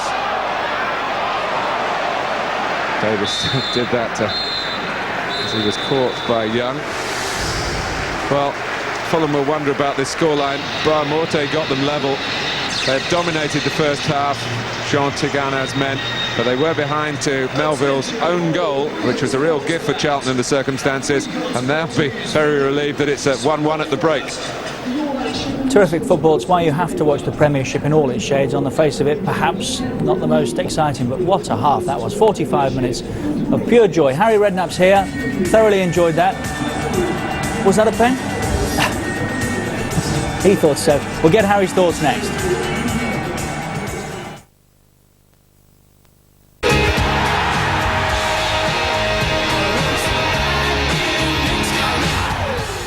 Get Andy's thoughts on all the weekend's football tomorrow night, a Monday Night Football special. And looking further ahead in the week, Thursday at 7:30 for an 8 o'clock kick-off, it's Chelsea against Levski Sofia from Stamford Bridge. UEFA Cup first round, first leg tie, of course. That's live on Sky Sports Extra. 1-1 here between Charlton and Fulham, and for someone brought up the West Ham way, and they always used to say the way football should be played at Upton Park. What do you make of Fulham's exhibition? I thought they were fantastic, Richard. They played some great stuff. I mean, Alan Kirby's had to change his system because they was getting completely overrun. He's now, you know, they're still getting overrun. I mean, Alan's to change it again, he's got them in that dressing room. Well, he's got to bring another couple of players on. You know, he needs 13 out there, I think, because at the moment it looks like Fulham have got too many men. Their movement off the ball, they all want the ball. You know, they've always got 4 or 5 options. Everybody who gets on the ball looks up, and there's always people wanting the ball off him. And they pass and move, and the movement to the front two has been as good as I've seen for ages. But I've certainly heard the boys said in commentary that, of course, you do have to score when you've had spells like that. Mind you, that's been a 45-minute spell, hasn't it? Yeah. If you don't score, you leave yourself open to this. And Charlton got the first, didn't they? Yeah, you do. You think, well, you know, it could happen, and they've caught them. They've stretched them out wide this side. A great cross in from Powell. Bartlett does well. Melville doesn't move his feet. It's a left-footed clearance, really, you know, and he really did have time, in all honesty, to adjust and clear that much better. I mean, it's not as if it's come at him 100 mile an hour. The ball's travelled 10 yards before it's got to him. He could have moved his feet an awful lot better than he did. He'd be disappointed with that, but completely against the run of play. Within 4 minutes, Charlton were looking about for someone to mark again, and Fulham were through. I mean, look at the movement, the pace of them. They break. Legwinski's gone through, and great save from the keeper, but I mean, is that the same Morte we used to see at Southampton? It can't be. It couldn't be. It can't be.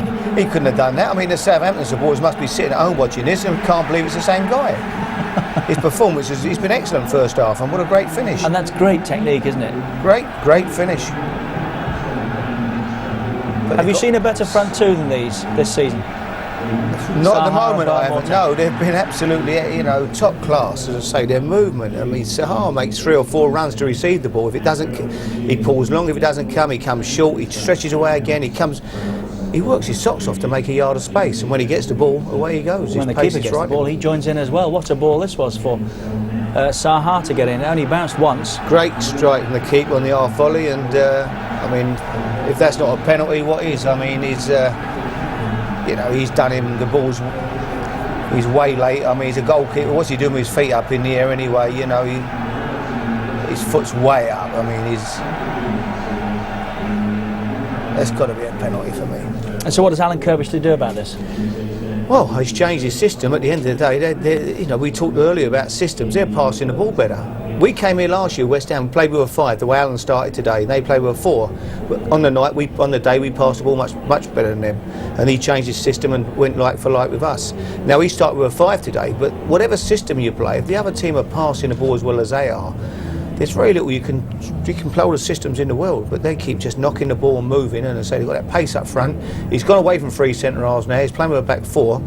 And now the back two have got to cope 2 for 2 at times. All right, he feels that the space is perhaps better across the park with a 4, but Todd and Fish are going to be at full stretch to handle Saha and Morte this half again. It's been a fabulous exhibition of football. Charlton digging in, they got in front. Within 4 minutes Fulham were level, and there's been chances as well to have gone in front. One apiece though at half time. 2 pay-per-view matches next weekend. On Saturday morning, 11:30, it's Everton against Liverpool. And on Sunday afternoon from 1:30, Charlton against Leeds. If you want more information on both those matches, same number, it's 08705 160 160. Sky Digital viewers can get further details on channel 433. One each here between Charlton and Fulham. Big talking point, I would imagine, in Fulham's dressing room, Harry. But the penalty they feel they should have had, or certainly Jean Tigana felt they should have had. That's the ball we made reference to. What an half volley, wasn't it? Fantastic. Keep your eye on the referee. Can he see it? Well, he's making up ground slowly, but he's still about, you know, he's still 50 yards from the incident or whatever, 40 yards. I mean, that's GBH, isn't it? Look, the ball's gone. Ball's gone now. The ball's well on its way to walk. Look. Can he see it? I'd have thought he must have seen it. I think he's probably thinks he's played some kind of advantage. He probably thought maybe the goal was going to go in the back of the net, but it never did. One apiece. Charlton scored shortly after that. Within 4 minutes, Fulham were back on terms. It's been a smashing game. Terrific football from Fulham, and let's hope they pick up where they left off. From a neutral's point of view, let's rejoin Andy Gray and Martin Tyler. Yes, Richard, will enrol you in the Fulham fan club, but I can understand where you're coming from. It's been a delight to describe the events of the first half. And a change for Charlton, who have already altered their formation to try and cope with the flow towards their goal. But they're summoning the man who scored the winning goal for Charlton the last time Fulham were here, Sean Robinson, another first-teamer they've not been able to use so far this season. But he can come from the bench today after sharpening his fitness with the Welsh squad around their World Cup qualifiers.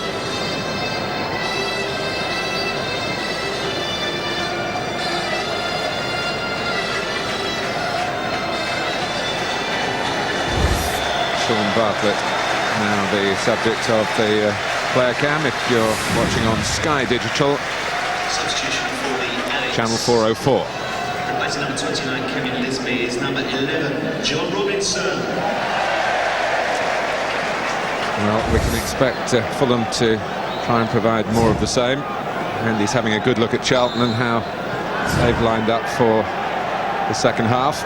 A change again, Martin, I can tell you right away. The back three has been installed again. And what they've done, they're just playing young. I'll just clarify that in a minute, mate.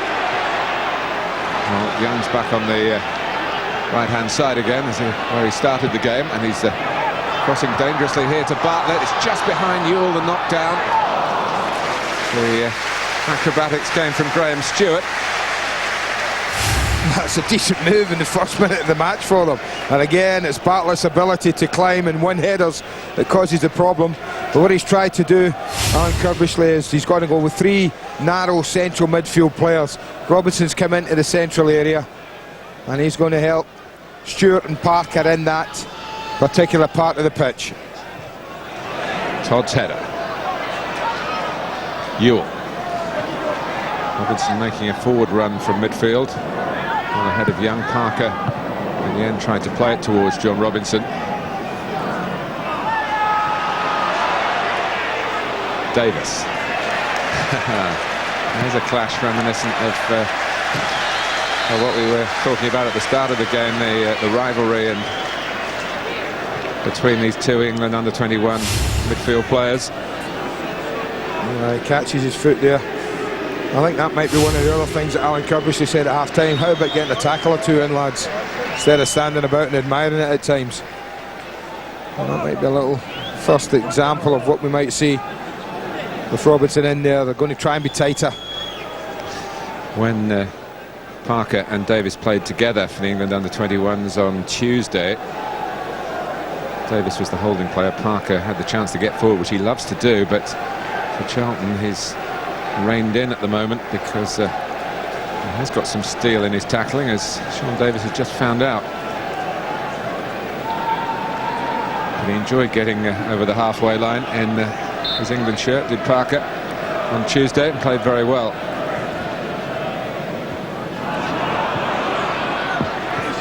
Here's Brown. Again, Fulham really looking for the ball right from the very front. Feature of the first half. The industry without the ball as well as with it of Saha and Morte. Well, Charlton are on plan C at the moment. Clark.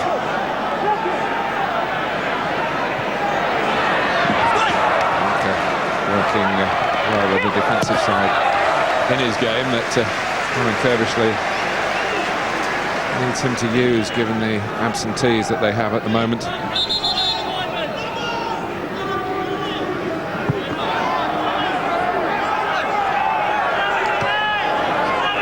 Saha.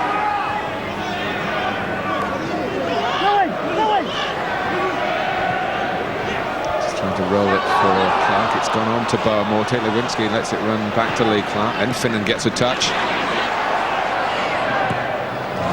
To do is put it out of play. They don't mess about, do they? They just shift the ball so well, quickly and often.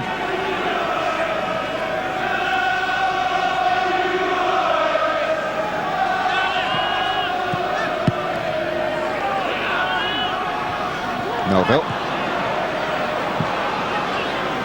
Now Clark, just a little lift forward for Legwinski. Melville.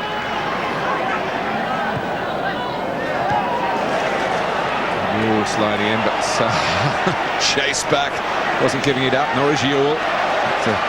Davis moving well, but he's been decked again by Jason Euell this time. I think absolutely certain Alan Kirbishley has been right into his players. Suddenly they're chasing, they're harrying, they're putting pressure under, they're making tackles, they're breaking the game up.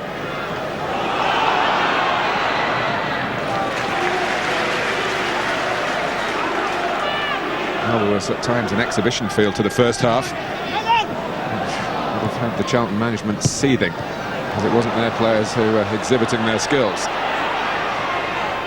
Saha. But it's all about being judicious with the challenges when you try to get tackles in, and a free kick conceded here. Yeah, there's tackling in the right place and the wrong place, and you wouldn't want to give too many set plays away here. We've got a wonderful left footer in Collins, and Davis will fancy it as well. Let's take your pick time here, either one. Well, we're 5 minutes into the second half. And we're trying to get Graham Stuart back in the post there, but I always feel that when you do that, if I was the Saha's trying to, you just go in and stand in front of the goalkeeper, and if it comes your way, any little deflection on it. So Collins takes it. There's a deflection that will lead to a Fulham corner. It's interesting, that episode, Andy, because of course Jeff Winter was the referee when Leeds were allowed to take a free kick quickly at Highbury and score through Ian Hart. Collins was kept waiting, and to be fair, didn't show any desire to take it quickly. Fulham's corner. Symons.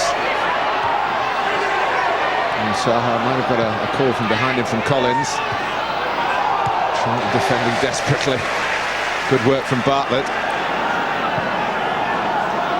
Clark. Here comes the pressure, look. See it coming? See it coming? There's the pressure. And Van der Sar is normally so splendid with his kicking, and it's the second error, really.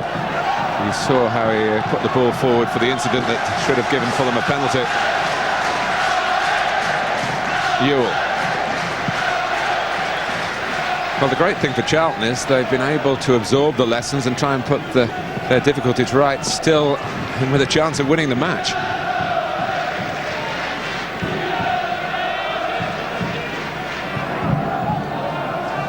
Parker.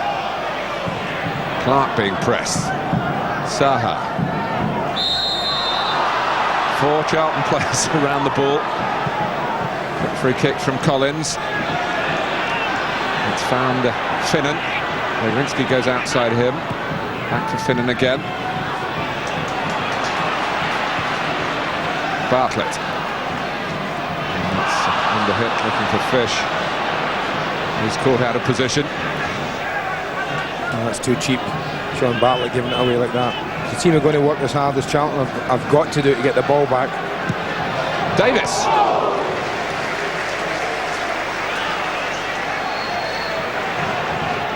Oh, struck well enough. Just straight down the keeper's throat.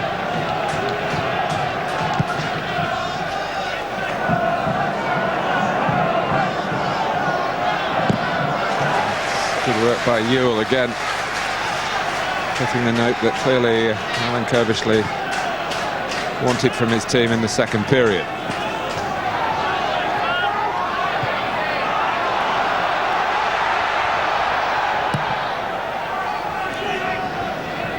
Passed on by Morte, but Todd has it for Charlton. Young. Stuart.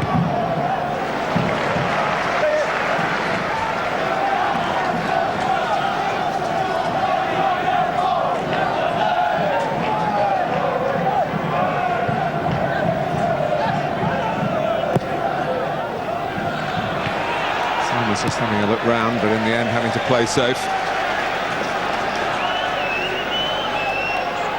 There's another Fulham defender. We mentioned Gomar missing, but of course they've got to do without Chris Coleman for a long period, another Welsh international. Young with the cross, and the other wing-back, Powell, had got in on the far post.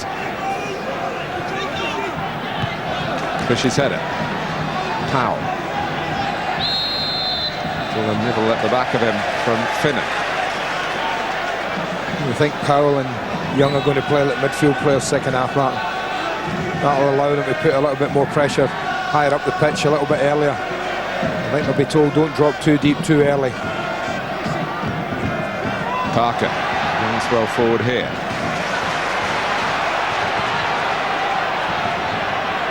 He'll take on Brevett. Supported by Bartlett. Came to Robinson. Good block. Finnan just did enough there.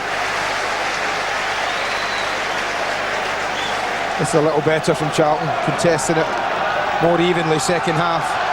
Opening 10 minutes. Domination hasn't quite been there for Fulham, but it's hard to dominate a game to that extent for the full period of time.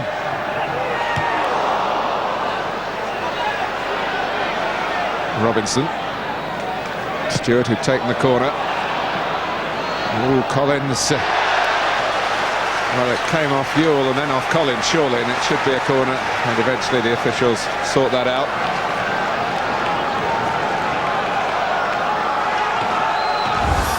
Well, a spell of pressure from Charlton, something they didn't really manage at all in the first half.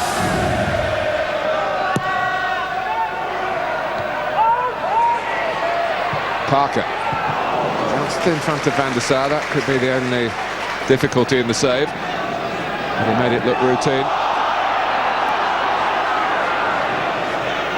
Morte.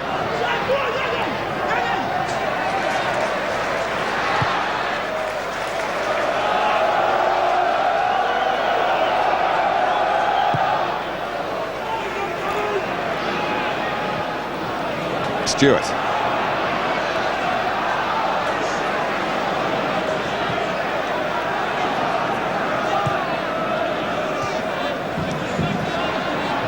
It's a test of Fulham in these opening minutes of the second half.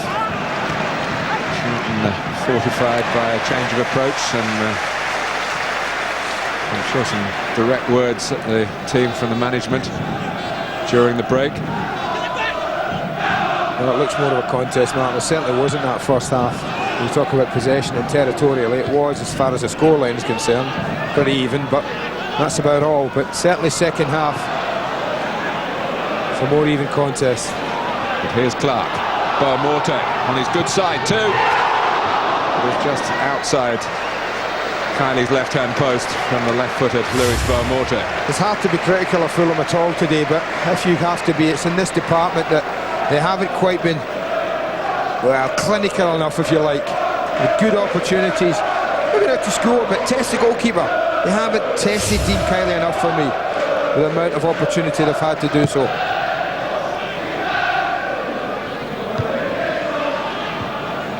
Yeah.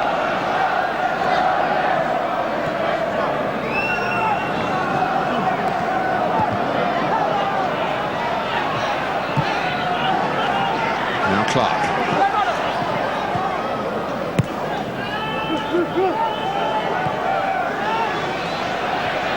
Once again, good collective pressure from Charlton. Steve Brown restored to that role in the centre of a back three. Young. Finnan, but Bartlett's got it. Looked a handball. Bartlett certainly looked to control it with his hand. Stuart. Sense more optimism in the tone of the Charlton support, and indeed from the way the team in red shirts are going about their business. There's more energy, there's more drive. And instead of sitting back and accepting that the pressure was going to come, they're taking a little bit of a chance, but they've had to do that, Charlton, and that's go and press the ball high up the pitch. And did just that. Stuart. Young's cross. Away by Melville.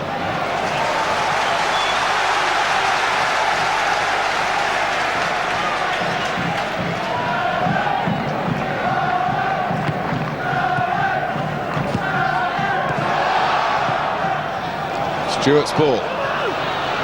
Robinson got forward and stayed onside. Knocked away from the near post area by Kit Symons. Full marks to Alan Kirby's, Martin. Very few times in a game can a coach influence what his side do. He's certainly done that at half-time. Totally transformed them. Stuart. Young. Parker, it was a bit tight in there, and now Fulham with 4 on the counter charge. Oh, just short with the pass. That's a mistake by Todd, though. Parker's there, pressed again by Morte. No rest for the Charlton defenders.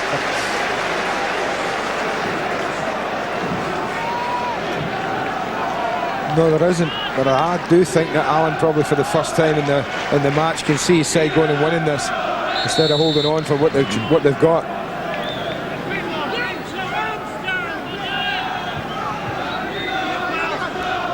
Euell. Good bounce for Symons. Good competing by Jason Euell, but it dropped Fulham's way. And Davis. Some room for Graham Stuart. Past Collins. Bartlett back to Stuart again. And Collins in on the scene again. I was just about to say John Collins maybe shouldn't have gone to ground against Graham Stuart a touch earlier in the movement, because he kind of put himself out it, but how quickly he was up, the elder statesman, to get back into it. In that challenge, I don't know whether you saw it, Andy, but he just got shaken up in an aerial incident a moment before that, and he was getting his bearings as the ball suddenly came importantly in his direction at the feet of Graham Stuart.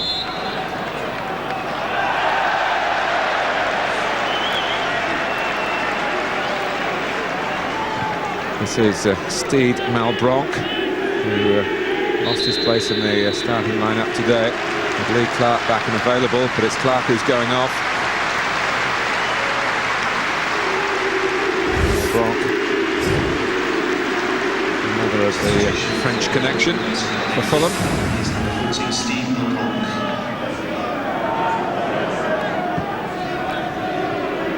And he's into the game straight away. He's up the force of Parker. Davis. Finnan setting off. Good tracking back by Robinson, but Fulham look to find a way through the centre. Malbranque! Beautiful football again. Fantastic. Accurate, incisive passing. all across 18-yard line. Well, it's 30 hit. It's not the best strike, rather slices across it. Well, having money in football is a great advantage, but you've got to use it wisely. And Sean Tigana, who's gone back to a country that he obviously knows better than the talent in England.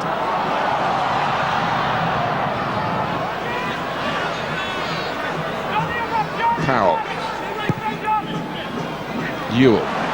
Robinson. This is fine football for Charlton, and Bartlett was the right man to come in on the cross. It didn't quite reach him. Well, free kick. Took a little ride, Graham Stuart. Went up a touch too early. That was better, but what a great position from John Collins there. Melville had been drawn out wide in the build-up move, so there was a gap there that his centre-back had left, and John Collins filled it brilliantly, or else Bartlett would have been having a free header. Davis. Todd's header wasn't a defining one really for Charlton. It's given Fulham possession from the throw. Malbranque.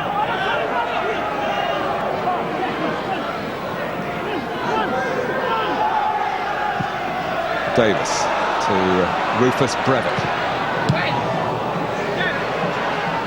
Brevett goes in again. Todd's there again.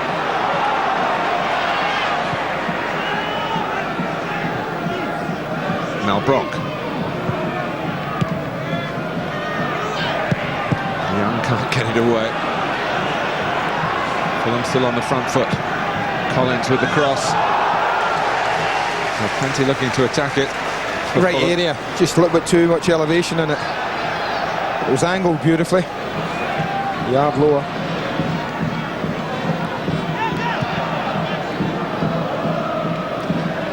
Powell. Stuart able to chest it down for Parker. Good anticipation by Van der Sar. Euell getting to it through the centre. That was better from Charlton though. It's an attacking side. Finnan.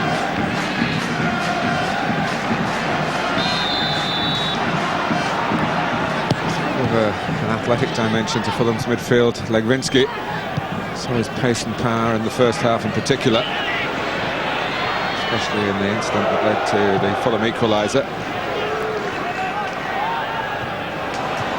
Symons. Legwinski again.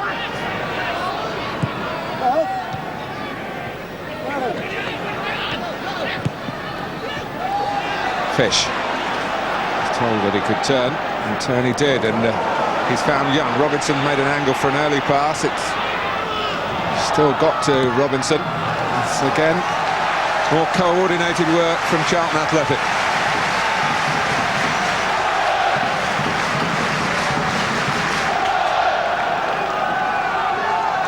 There's no doubt the 20 minutes that we've seen in the second half has had more hope for the home side than anything really we saw from them in the first. Todd.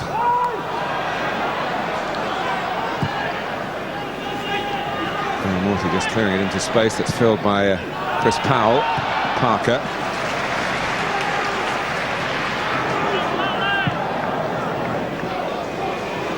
Fish. Gone up for the corner.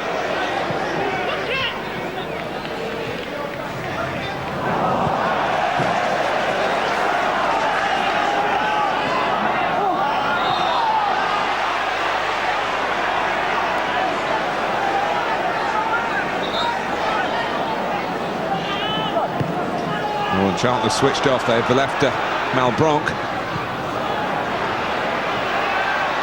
Stuart can only help it on, but Euell was there and he did well. Young. Euell wanted it played early over the top, and Jason Euell knew that there was a player coming from Charlton left. If he could have back-headed it on, it was Robinson. Quite enough pace on the initial ball. Morte. Nearly to Malbranque, it's come to Saha. Well, that was outrageous. Well, we saw Varane do something outrageous yesterday at Old Trafford. This is, well, just as good. And had he picked him out here, we could have been watching this for quite a few months. Great effort.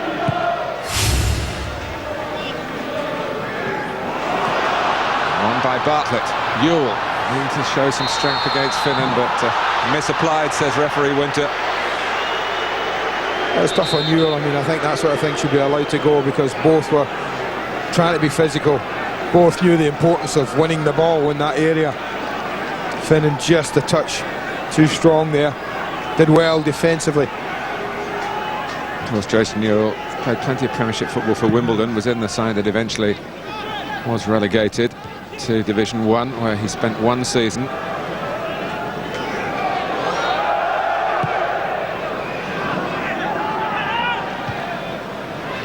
Bartlett. Stuart was aimed actually for Powell, but Parker intervened. Now Powell, but he'd rather got it the first time, I think.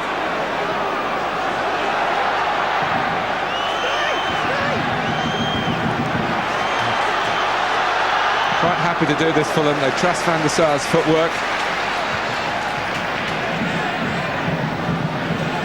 It's part of the football pitch. Why not pass the ball? Well, that's what I mean. I think Keegan is happy for them to do that, even if a mistake is made, because that's what he believes is the right thing to do. Well, John Collins feels harshly done by there. I think that might have been a sympathetic free kick to the referee there. And Stuart wasn't gaining any ground on Collins, but he has gained the free kick.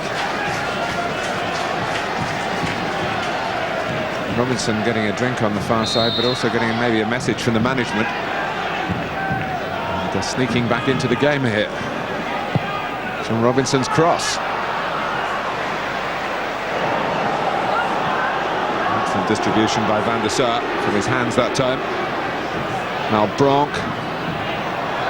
This is Morte.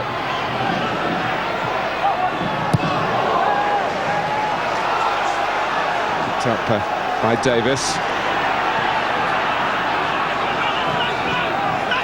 Legwinski. Malbranque. Didn't seem to hit it quite truly. Hit to ground, I think, Mark. But he's come on in direct replacement for Lee Clarkson. What he has got more than Lee is a little bit more quicker movement, in him. He's got a little bit more pace, a little bit livelier across the grass than maybe Lee is. And at this stage of the match, last 20 minutes, with one or two of Charlton legs at the back who have had for lots of the game a bit of a run around. There might be one or two gaps for them. Paul Konchesky is coming on for Scott Parker.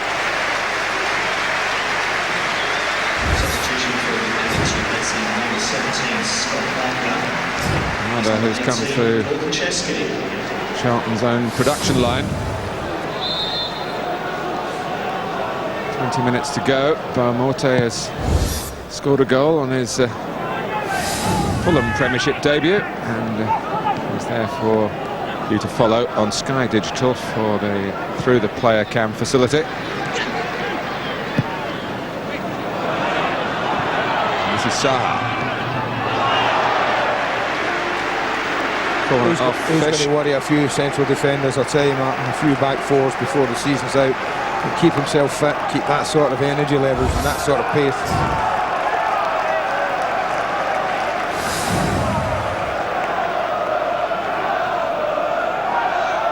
Come on, Fulham is the cry from the supporters behind the goal that Kiely is guarding.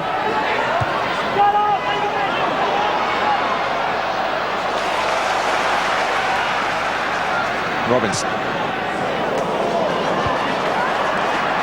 Powell. Oh, and Euell's got the better of Legwinski, and he was trying to fashion a shot, he got nowhere near the finished article. Rather get stuck under his feet.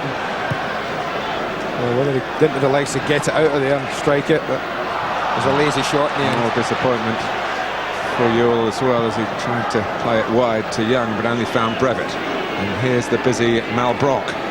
Well, this is a reason why Konchesky might be on, Mark.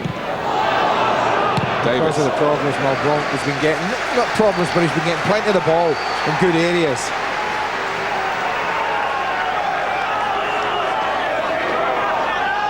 Brevett. Malbranque. Held off Young. And behind by Brown. Fulham never quite recaptured the initiative that they had in the first half.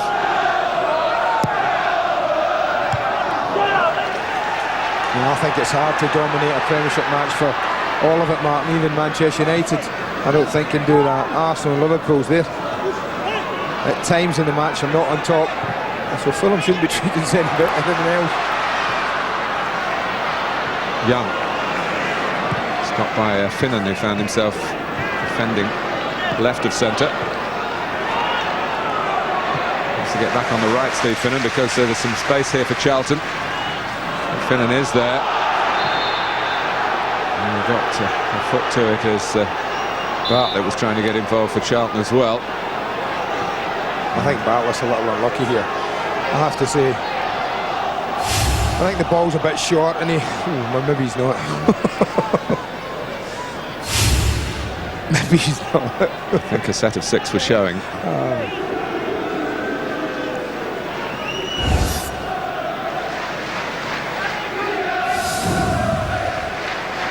Had to do plenty of work in his own half, Sean Bartlett. He was very involved, of course, in the Charlton goal. His header back across the face, putting Andy Melville in a position of difficulty that he couldn't solve.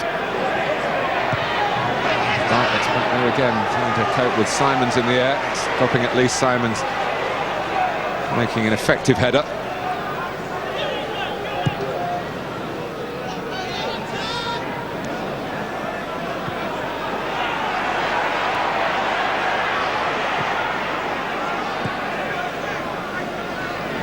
Finnan. Just to remind you, the winning goal for Charlton would take them to 7th place in the Premiership. Which, given their injuries, would be a massive achievement. Fulham would be 5th, which, given their promotion, would be a massive achievement.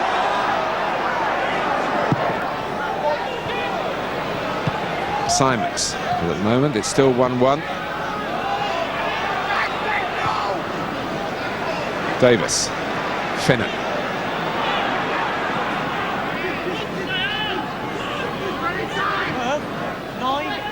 Right to Legwinski, who's been a bit more economical in his play in the second half. That's partly been forced upon him by the improvement in Charlton's application. Saha. They've coped with the front two better, haven't they, Martin? Saha and Morte have far less of the ball, not influenced the game half as much as they did first half. And here's one of them, who's Morte. Brevett. Morte! Oh, he just switched off Charlton there after Morte had popped his pass away. I think Andy Todd really just forgets about him, lets him peel back behind him. Tired minds as well as tired legs at times. When he came into English football, did Morte with Arsenal, and was a bits and pieces player there, showed some promise, went to Southampton, as Harry Redknapp was pointing out at half-time. Really disappointed down at the Dell. Thank goodness he's on fire with Fulham. Young. Plenty of power. Nothing like the direction.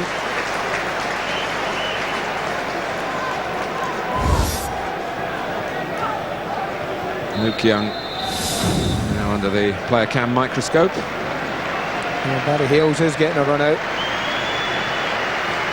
Amazing that, because Saha trotted off even before his number went up. And that's a compliment to Morte, unless there is a little injury involved with Saha, but Barry Hayles is back on the beat. Scored Fulham's first Premiership goal at Craven Cottage against Sunderland. Morte. Come back to it. Has come back to it. Stuart with the tackle, but not the last touch.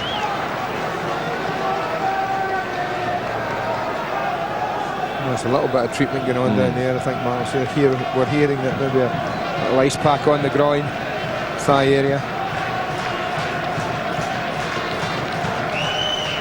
When you're that quick, you see, I always appreciated being slow, you see. There isn't much chance of pulling anything then, you see. Euell. That's one of the great Andy Gray quotes. Here's Finnan. Forward by Fish. Can Charlton, having started slow, finish strong? With Euell. Out comes Van der Sar. And the ball's still loose. Jeff Winters on the scene. Brave goalkeeping. Euell wasn't pulling out of this. I wondered about Van der Sar. You often wonder about whether he's just off there. He was allowed to go, but he certainly came out totally committed to goalkeeper, as was Jason Euell. Got away with it. And it ran behind off John Robinson in the end.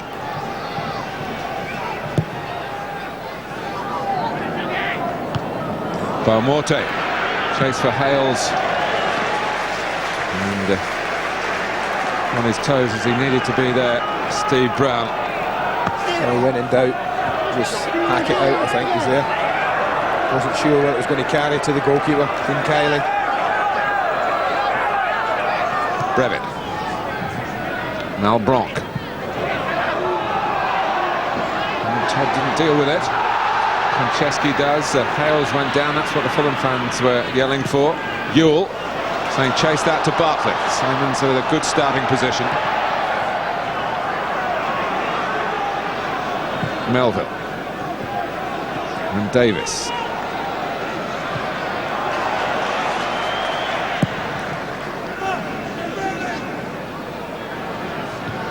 All won by Brown against Hayles. Collins.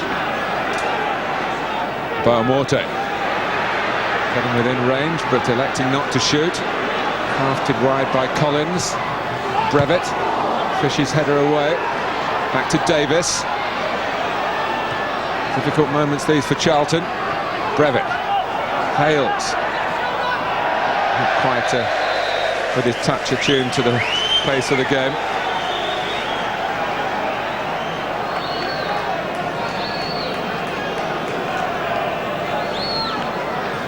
Well, a great chance to consider all the angles on the weekend's Premiership action with Andy and Richard.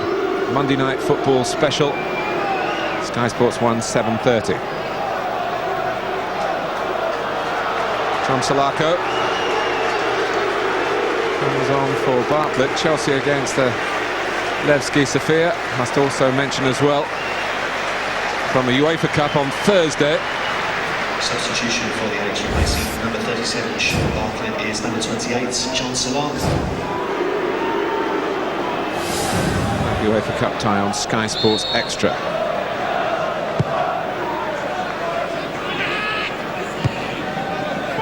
Konchesky.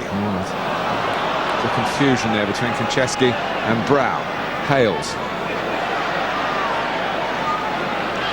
Legwinski. Trying the early cross. Bit too early for some of his teammates, although Malbranque chased on.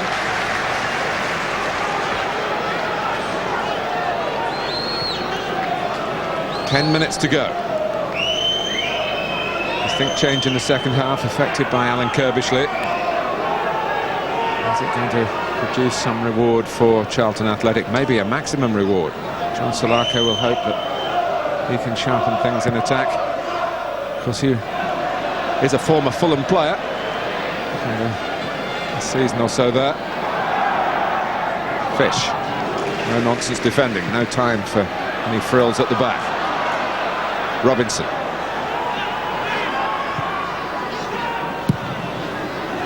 Away by Symons. Now Fish. Brown. Have a look at what's on in front of him. Stuart. Salako.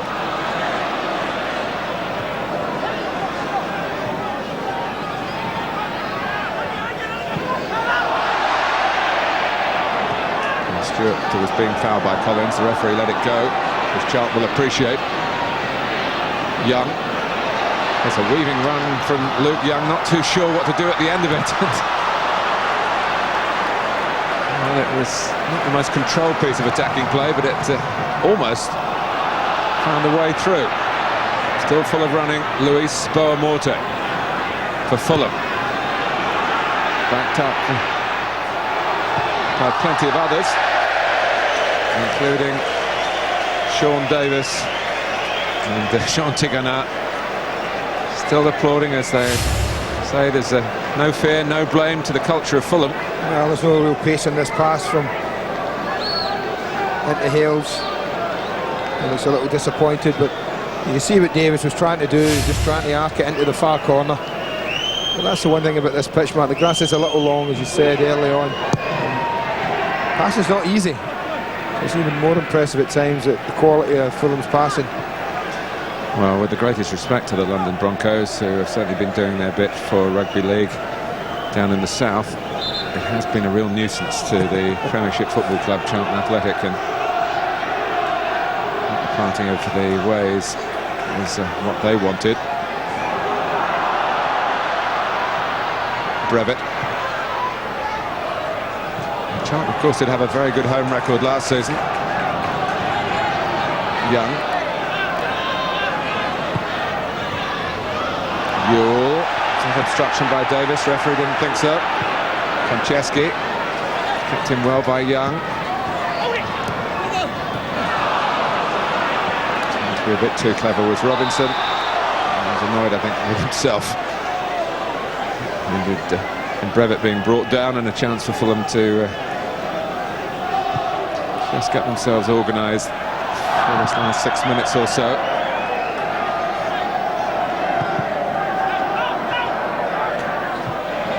Konchesky.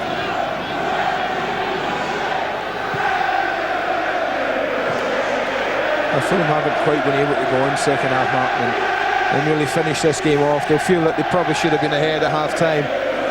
The full marks to Charlton have made a better fist of it, much better fist of it second half.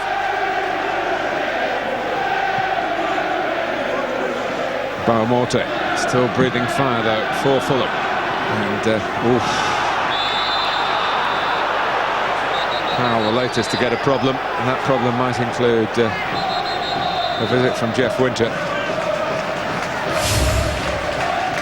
Well, he is so quick, you can see that. He just sucks defenders in who must think they're going to win the ball, commit themselves to the tackle, and suddenly the ball ain't there anymore. And it's just a ticking off, and now Morte has got caught offside.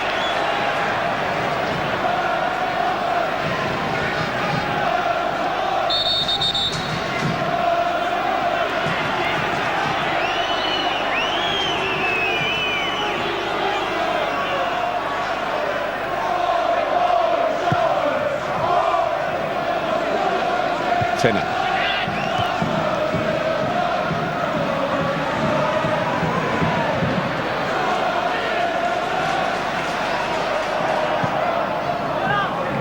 Todd picking out Stuart neatly.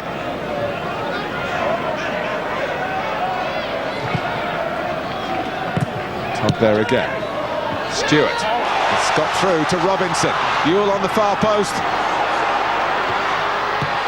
Oh, he knocked it down for Salako and Powell. Well, I have to say, Martin, I'm not so sure what John Salako's doing there. Surely it's just a cushion with the instep and strike.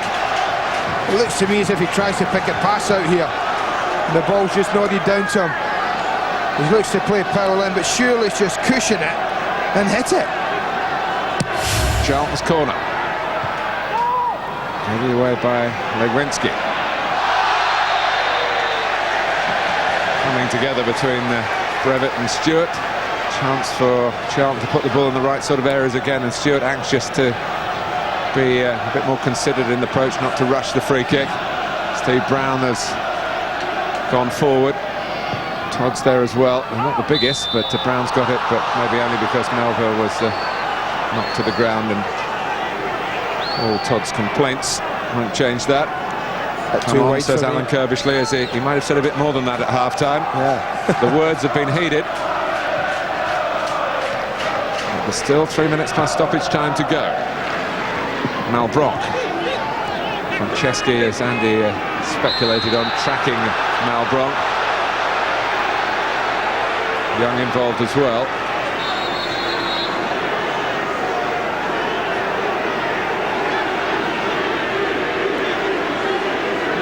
He's indicating the pull of the shirt there, but obviously it wasn't a severe enough pull to warrant a yellow card.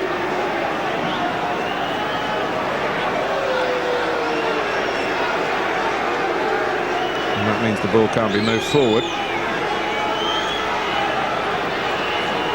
Konchesky incident just there at the bottom of your picture, coming out to the wrong side of the ball really for Charlton to help set the wall. He's on the scurry back now. Davis takes it. He claims it. What sort of ambition is Charlton going to show here from the goalkeeper? Salako sprinting forward. Euell up there as well. Kiely taking his time. He's not really entitled to more than 6 seconds, as you know. He's not entitled to more than 6 seconds. Not really about it. Stuart. Here's Euell, straining to keep it in. He hasn't done it.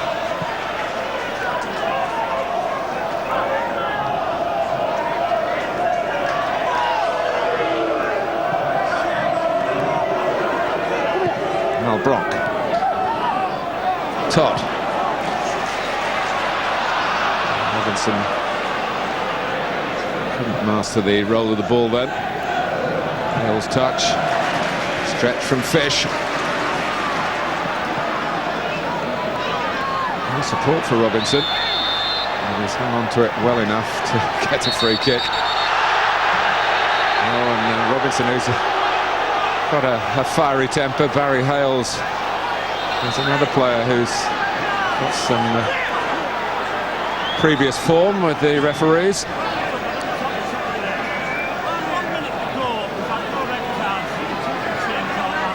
It's 89th minute, so common sense prevails, thankfully.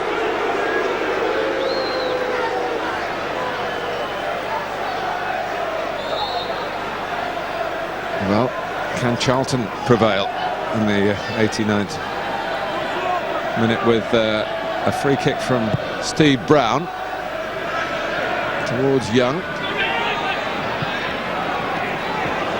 Here's Euell. Symons first and foremost to prevent the corner. That was quite easy in the end.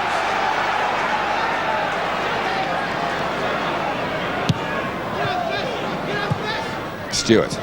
Euell. Back with Euell again. Euell and Brown clipped by Morte. It's a real chance for Hayles and Morte to get away for Fulham then and carve something out for themselves, but Fulham are on the back foot again. Young. Time to see him off here with help from Malbranque. 4 minutes it is, not quite over this game, a little bit still to play out. Working has spread the word about the added time. First half goals, an equaliser for Fulham from Morte after Andy Melville had knocked the ball into his own net to give Charlton a lead that was totally against the shape of the game at that point. Melville playing it back to his goalkeeper this time.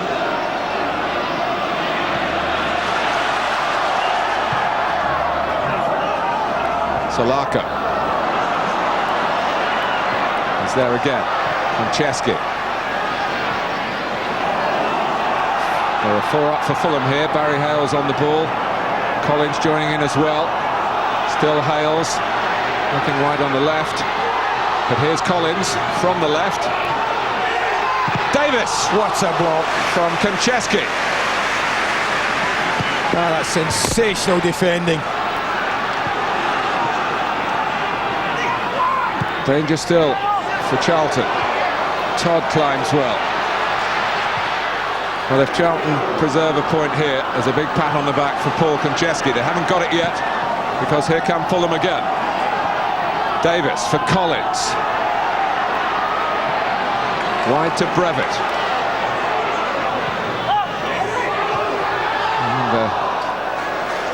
glancing touch from Morte.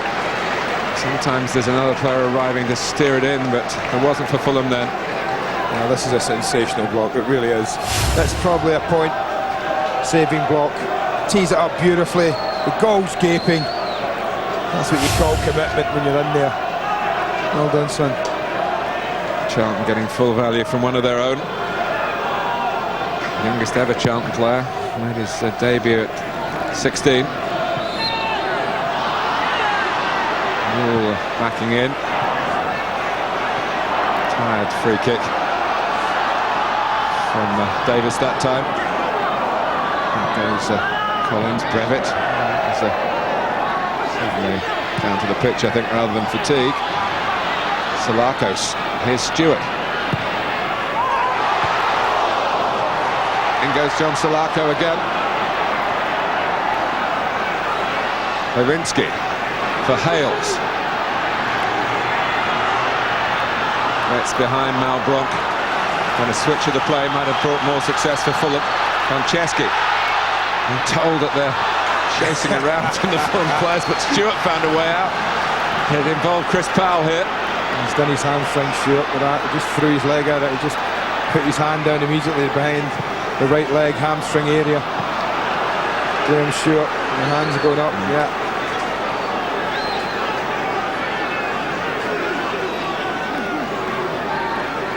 Well, Graham Stuart was one of those saying it's like starting the season all over again, having had 15 days without the ferocity of a Premiership match, and a tired muscle has been tweaked right at the end. Euell! It was the surprise factor of the shot more than anything else. It threatened for Charlton. Yeah, you got 5 seconds, Graham. You should be all right. Well, plan C worked for Alan Kiely. His side curbed Fulham in the second half after a fabulous first half from the Premiership newcomers, in which Morte scored, and they really should have had several others, and they did contribute to their problems with an own goal from Andy Melville, whose work at the back was pretty limited in the first half, so dominant were Fulham. But it wasn't the same story in the second half for Jean Tigana's team, and it's finished 1-1. And we'll get Harry Redknapp's thoughts when we come back. Reaction to a thoroughly enjoyable 90 minutes. Charlton in front, of course, with that own goal. Morte with the equaliser. Plenty more to talk about aside from that, and we'll get the reaction.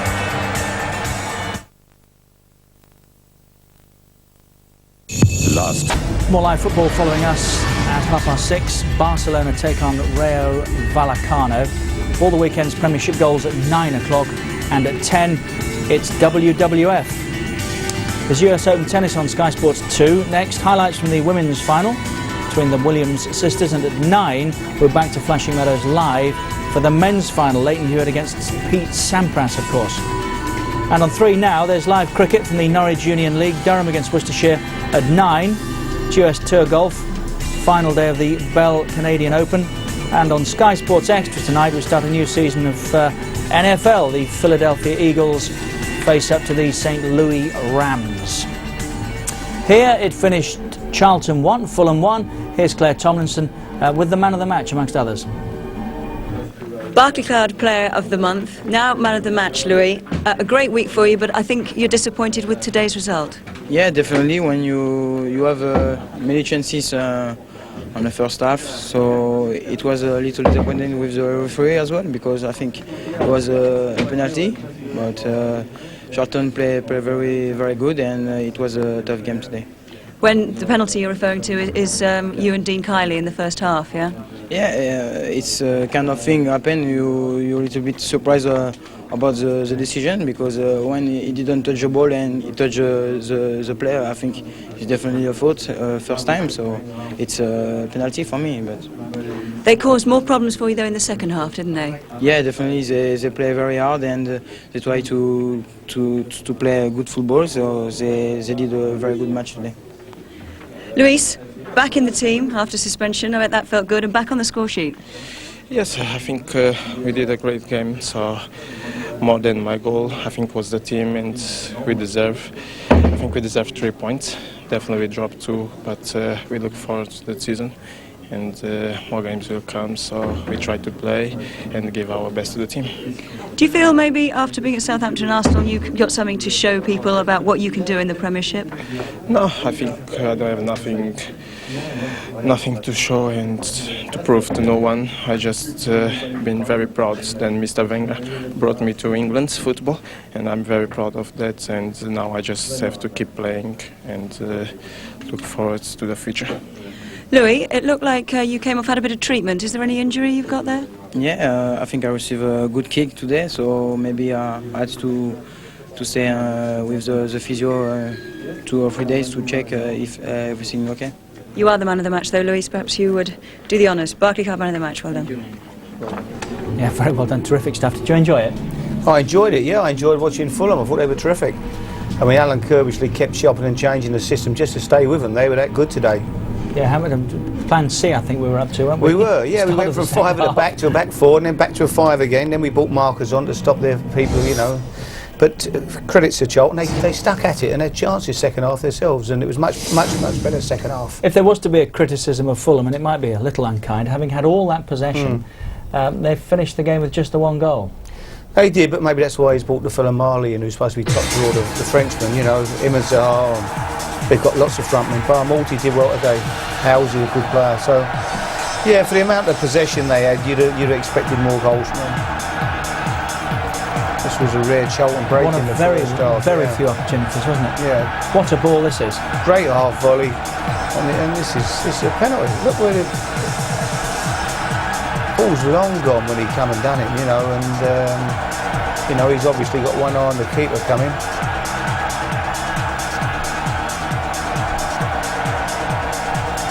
They slicked it about beautifully, didn't they? The movement was terrific. The movement was fantastic. They'll give anybody problems. They'll go anywhere this year and give anybody a game. There's no doubt about it. Well, they did, of course, at Old Trafford, didn't they? And that has to be. To go there and score 2 goals, doesn't it?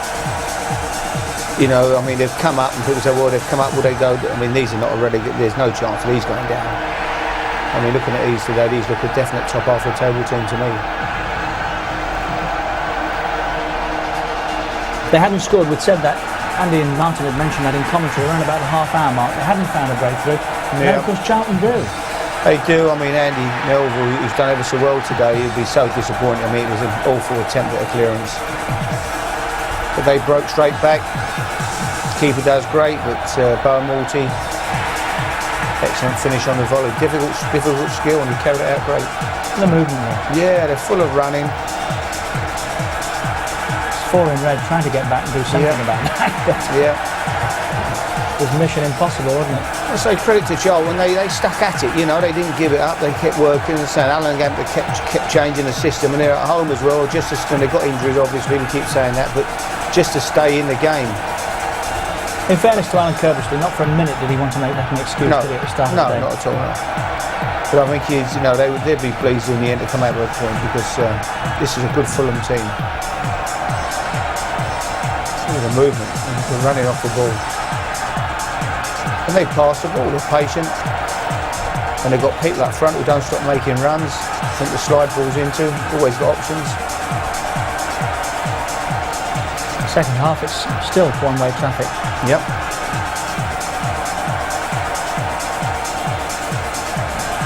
As you say, just didn't have that, couldn't quite finish it off. Good positions, Morte there. You know, the sub came on, had a good opportunity, should have hit the target.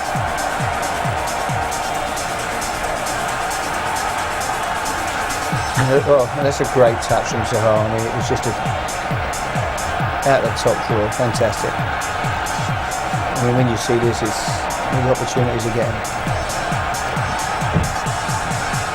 Here's the ball the other end. See, there was still a danger, weren't there? When they got in? Yeah. That was a real opportunity.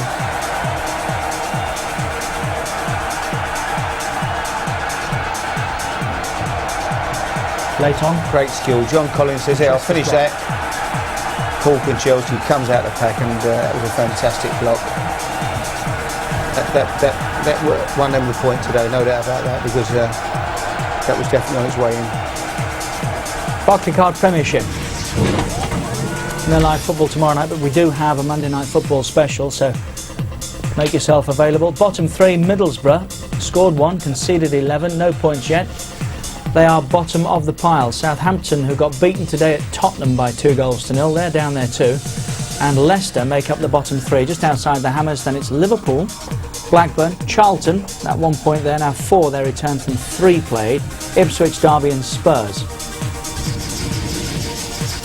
Fulham up into 10th with their point, 5 from 4 played. Ahead of them it's Chelsea, Villa, Newcastle, Sunderland, Everton, Arsenal, Leeds, Manchester United and Bolton Wanderers, who can't be shaken from the top. Here's Mark Fish with Jeff Shreves. Mark, how deep did you have to dig to get a point out of that? No, definitely we have to dig quite deep. Obviously they're a good passing team. The ability on the ball is very good, but at the end of the day we've got to be happy with the point and look forward to the next game now. In the first half, we worried they were really running away from you. No, I think the first 20-25 minutes we looked all right. It never really had a strike when we were playing 3 centre-halves. Then we changed the formation, got a goal, and then we made a mistake. They scored a goal, and then for the last 15 minutes they were already passing the ball around, and we were struggling then. But at the end of the day, we're happy with the point, and like I said, we'll look forward to the next game now. Was the goal against the run of play? You probably would have to say so because we had just scored, and I think one of our players, we should have just been hitting it in the corner. The gaffer has said that if we score a goal or if we let a goal in, we must just try and hit in the corner flags for the 5 minutes following the goal or conceding a goal. So we didn't do that. Conceded a goal and disappointing with that. But as I said, happy with the point and look forward to the next game.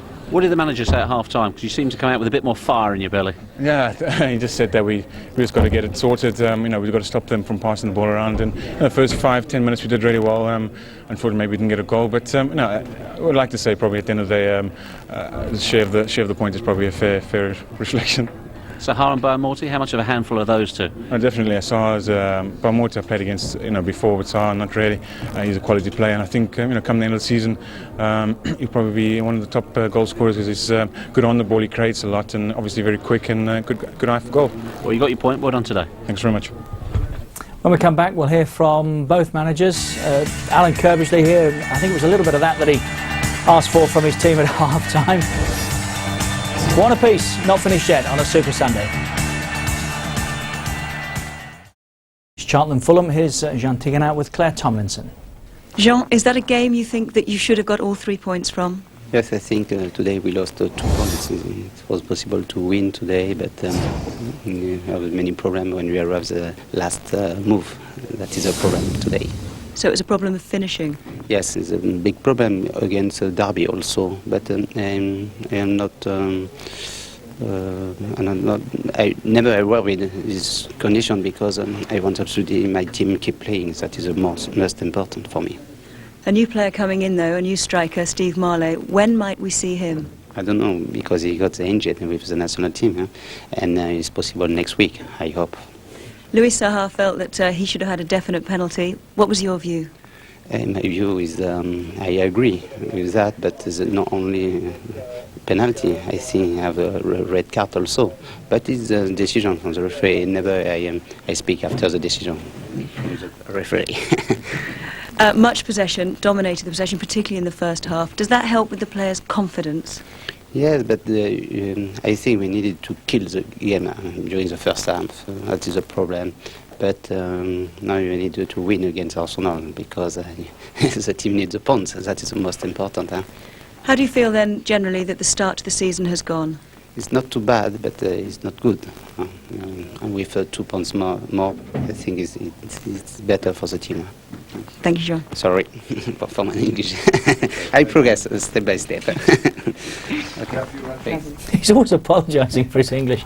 He's progressed hugely like his football team, hasn't he? Fair play to him for coming on and talking to us as well, Jean Tiganat. And here's the penalty again. We've heard what Saha had to say about it. I don't think there's anybody in the ground, Harry, with any other opinion, is there? No, it was said many times, a great ball. He's got there well, but the keeper's way away. Look, the ball's travelled 10 yards, where the keeper's made contact with him probably. And the point that Tiganat makes, quite rightly, is that had that been given as a penalty, the keeper's got to go, hasn't he? Yeah, oh yeah, he's so late, look. It's a reckless challenge, isn't it? It's GBH in it. Ref said he saw 2 players going for the ball and not much more wrong with it, but... No, but he was friend? about 50 yards behind the play at the time, he was struggling, he was a bit short of pace in them situations, he couldn't get up the play, could he? He was trying. Let's Let's hear from Alan Kiely with Jeff Shreves. Alan, today was it a matter of employing plans A, B and C? Yeah, I mean, obviously I changed it halfway through the first half. It was difficult for us. You know, I don't want to keep on about the injuries, so I'm not even going to talk about them. But basically, once we got the ball back, we gave it straight back to them. And when you're playing against Fulham, who like to keep it, that was the most disappointing thing. And that's what I said to them at half-time. Forget anything else. Forget that I've changed the shape and moved it around and done this. As soon as you won the ball back, you gave it to them. And so they had a lot of possession, and we was forever chasing in the first half.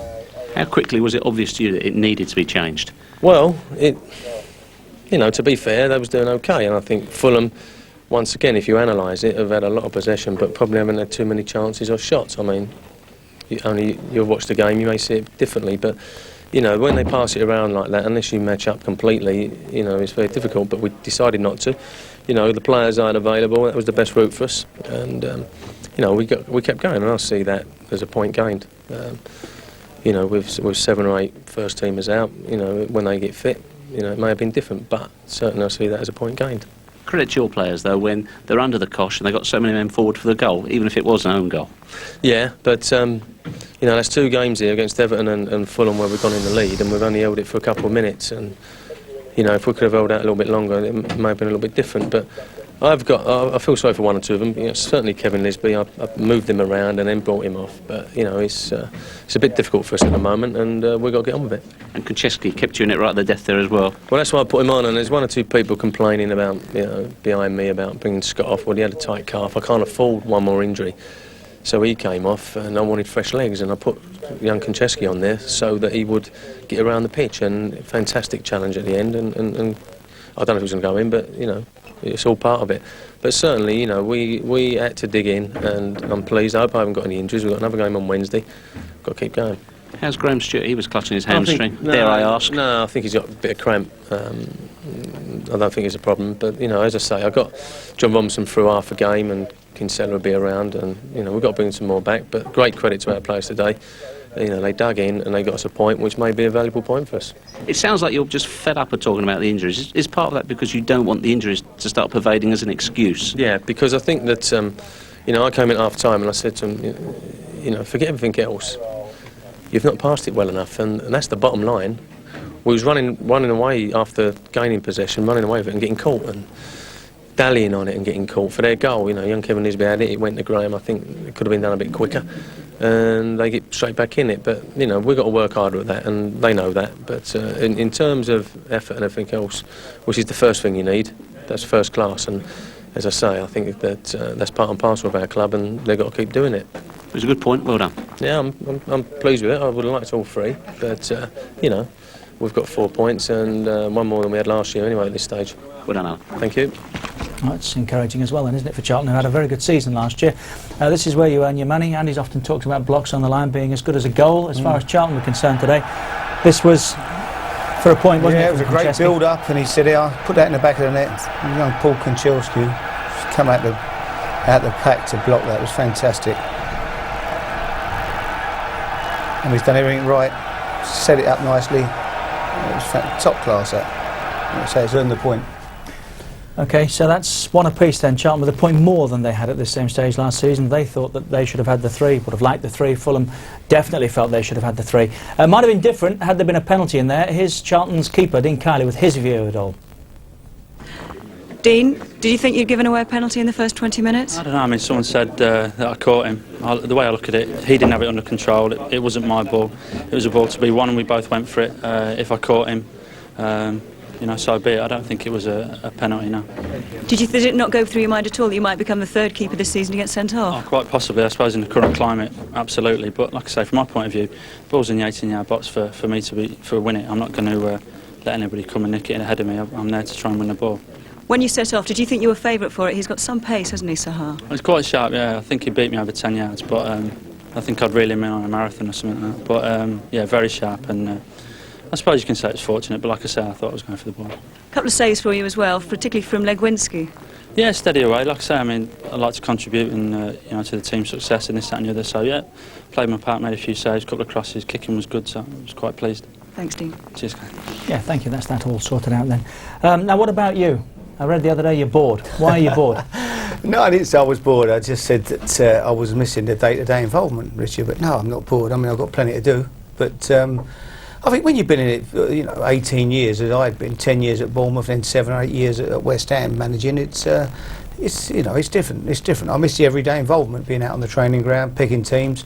So, but that's something I'll get used to, I suppose, in time. Maybe, we'll wait and see. There were a lot of people, of course, put 2 and 2 together and perhaps came up with 5 with Peter Taylor under pressure, and then you came up perhaps mistimed or maybe it wasn't delivered in quite the manner that you intended. But are the two connected? No, not at all. I mean, I'm sick and tired of being connected with the Leicester job. It's not my problem if Peter's got problems here. I mean, I'd love to see Peter Taylor stay on and do well at Leicester. But the fact that people keep sticking my name in the frame has nothing to do with me. I came out and just said that I was asked a simple question, am I enjoying being a director of football? I said, well, it's different, and I'm missing the everyday involvement. But having said that, there's good sides to it. I enjoy it. The people I work with are fantastic. The chairman at Portsmouth, Milan Mandrick's one of the nicest guys I've met in football. And I feel very welcome at the club with him. Graham Ricks is doing an excellent job at the moment with the team. The team's going well. So, it's, Portsmouth get great support. But I do miss it, my game is being out there with players. That's something I've always done, and that's something I'm missing. But as I say, maybe I'll grow into this position. Who knows?